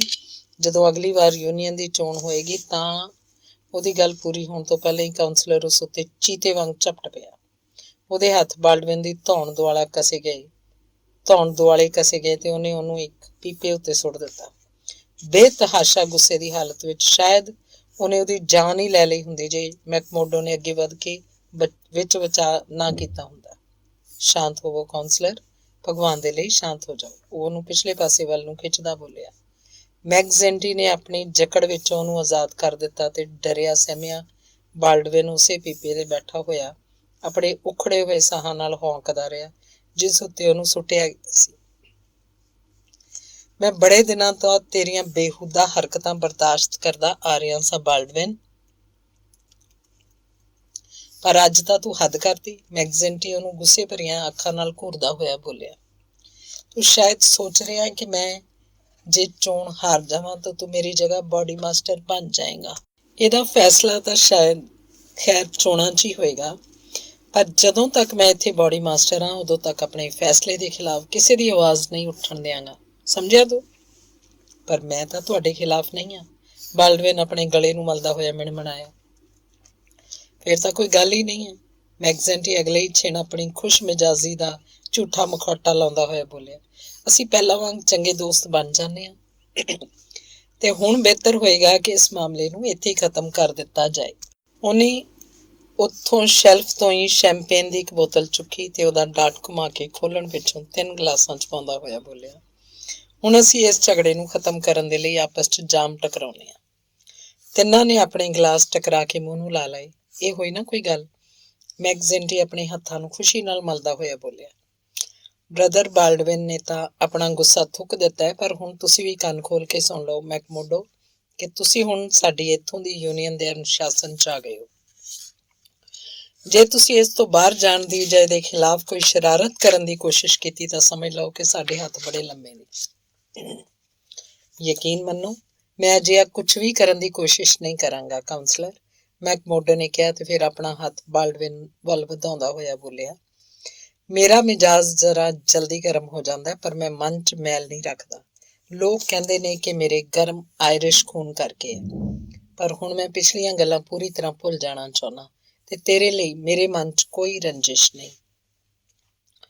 ਬਾਲਡਵਿਨ ਨੂੰ ਨਾ ਚਾਹੁੰਦਿਆਂ ਹੋਇਆਂ ਵੀ ਆਪਣੇ ਵੱਲ ਵਧਿਆ ਹੱਥ ਫੜਨਾ ਪਿਆ, ਕਿਉਂਕਿ ਖਤਰਨਾਕ ਬੌਸ ਦੀਆਂ ਤਿੱਖੀਆਂ ਨਜ਼ਰਾਂ ਉਸ ਉੱਤੇ ਜੰਮੀਆਂ ਹੋਈਆਂ ਸਨ। ਪਰ ਉਹਦੇ ਸੁੱਜੇ ਮੂੰਹ ਤੋਂ ਇਸ ਗੱਲ ਦਾ ਅੰਦਾਜ਼ਾ ਲਾਇਆ ਜਾ ਸਕਦਾ ਸੀ ਕਿ ਮੈਕਮੋਰਡੋ ਦੇ ਸ਼ਬਦਾਂ ਨੇ ਉਹਦੇ ਦਿਲ ਨੂੰ ਕਿੰਨਾ ਘੱਟ ਛੂਹਿਆ ਸੀ। ਮੈਕਜ਼ੈਂਟੀ ਨੇ ਉਹਨਾਂ ਦੋਵਾਂ ਦੇ ਮੋਢੇ ਥਾਪੜੇ ਤੇ ਬੋਲਿਆ, ਇਹ ਕੁੜੀਆਂ, ਅਫਸੋਸ ਇਹ ਕੁੜੀਆਂ। ਕਿੰਨੀ ਹੈਰਾਨੀ ਦੀ ਗੱਲ ਏ ਕਿ ਮੇਰੇ ਦੋ ਵਧੀਆ ਆਦਮੀਆਂ ਦੇ ਵਿਚਕਾਰ ਇੱਕ ਪੇਟੀਕੋਟ ਨੇ ਦਰਾਰ ਪਾ ਦਿੱਤੀ ਹੈ। ਭਗਵਾਨ ਨੇ ਔਰਤ ਵੀ ਕੀ ਚੀਜ਼ ਬਣਾਈ ਏ, ਜਾਂ ਫਿਰ ਸ਼ੈਤਾਨ ਨੇ, ਪਰ ਇਹ ਮਾਮਲਾ ਮੇਰੇ ਵਰਗੇ ਬਾਡੀ ਮਾਸਟਰ ਦੇ ਅਧਿਕਾਰ ਖੇਤਰ 'ਚੋਂ ਬਾਹਰ ਦਾ ਏ। ਉਹ ਸੁੰਦਰ ਕੰਨਿਆ ਹੀ ਇਸ ਗੱਲ ਦਾ ਫੈਸਲਾ ਕਰ ਸਕਦੀ ਹੈ ਕਿ ਉਹ ਦੋਵਾਂ ਵਿੱਚੋਂ ਕਿਸ ਨੂੰ ਪਸੰਦ ਕਰਦੀ ਹੈ। ਵੈਸੇ ਵੀ ਸਾਡੀ ਜਾਨ ਨੂੰ ਔਰਤਾਂ ਦੇ ਇਲਾਵਾ ਹੋਰ ਵੀ ਬਹੁਤ ਸਾਰੀਆਂ ਪਰੇਸ਼ਾਨੀਆਂ ਲੱਗੀਆਂ ਹੋਈਆਂ ਨੇ, ਜਿਨ੍ਹਾਂ ਨੂੰ ਅਸੀਂ ਦੇਖਣਾ ਹੈ। ਤੈਨੂੰ ਇੱਥੋਂ ਦੀ ਯੂਨੀਅਨ ਵਿੱਚ ਸ਼ਾਮਲ ਕਰ ਲਿਆ ਜਾਏਗਾ ਬ੍ਰਦਰ ਮੈਕਮੋਰਡੋ। ਇਹਦੇ ਲਈ ਸਾਡੇ ਕੁਝ ਆਪਣੇ ਖਾਸ ਤਰੀਕੇ ਨੇ ਜਿਹੜੇ ਸ਼ਿਕਾਗੋ ਤੋਂ ਬਿਲਕੁਲ ਅਲੱਗ ਨੇ। ਸਨਿਚਰ ਦੀ ਰਾਤ ਨੂੰ ਸਾਡੀ ਵਿਸ਼ੇਸ਼ ਮੀਟਿੰਗ ਹੈ। ਜੇ ਤੂੰ ਉਸ ਵਿੱਚ ਆਵੇਂ ਤਾਂ ਫਿਰ ਇਸ ਮੋਰਮਿਸਾ ਘਾਟੀ 'ਚ ਬਿਨਾਂ ਕਿਸੇ ਖਤਰੇ ਦੇ ਹਮੇਸ਼ਾ ਆਜ਼ਾਦ ਘੁੰਮ ਸਕਦਾ ਹੈ। ਧੰਨਵਾਦ।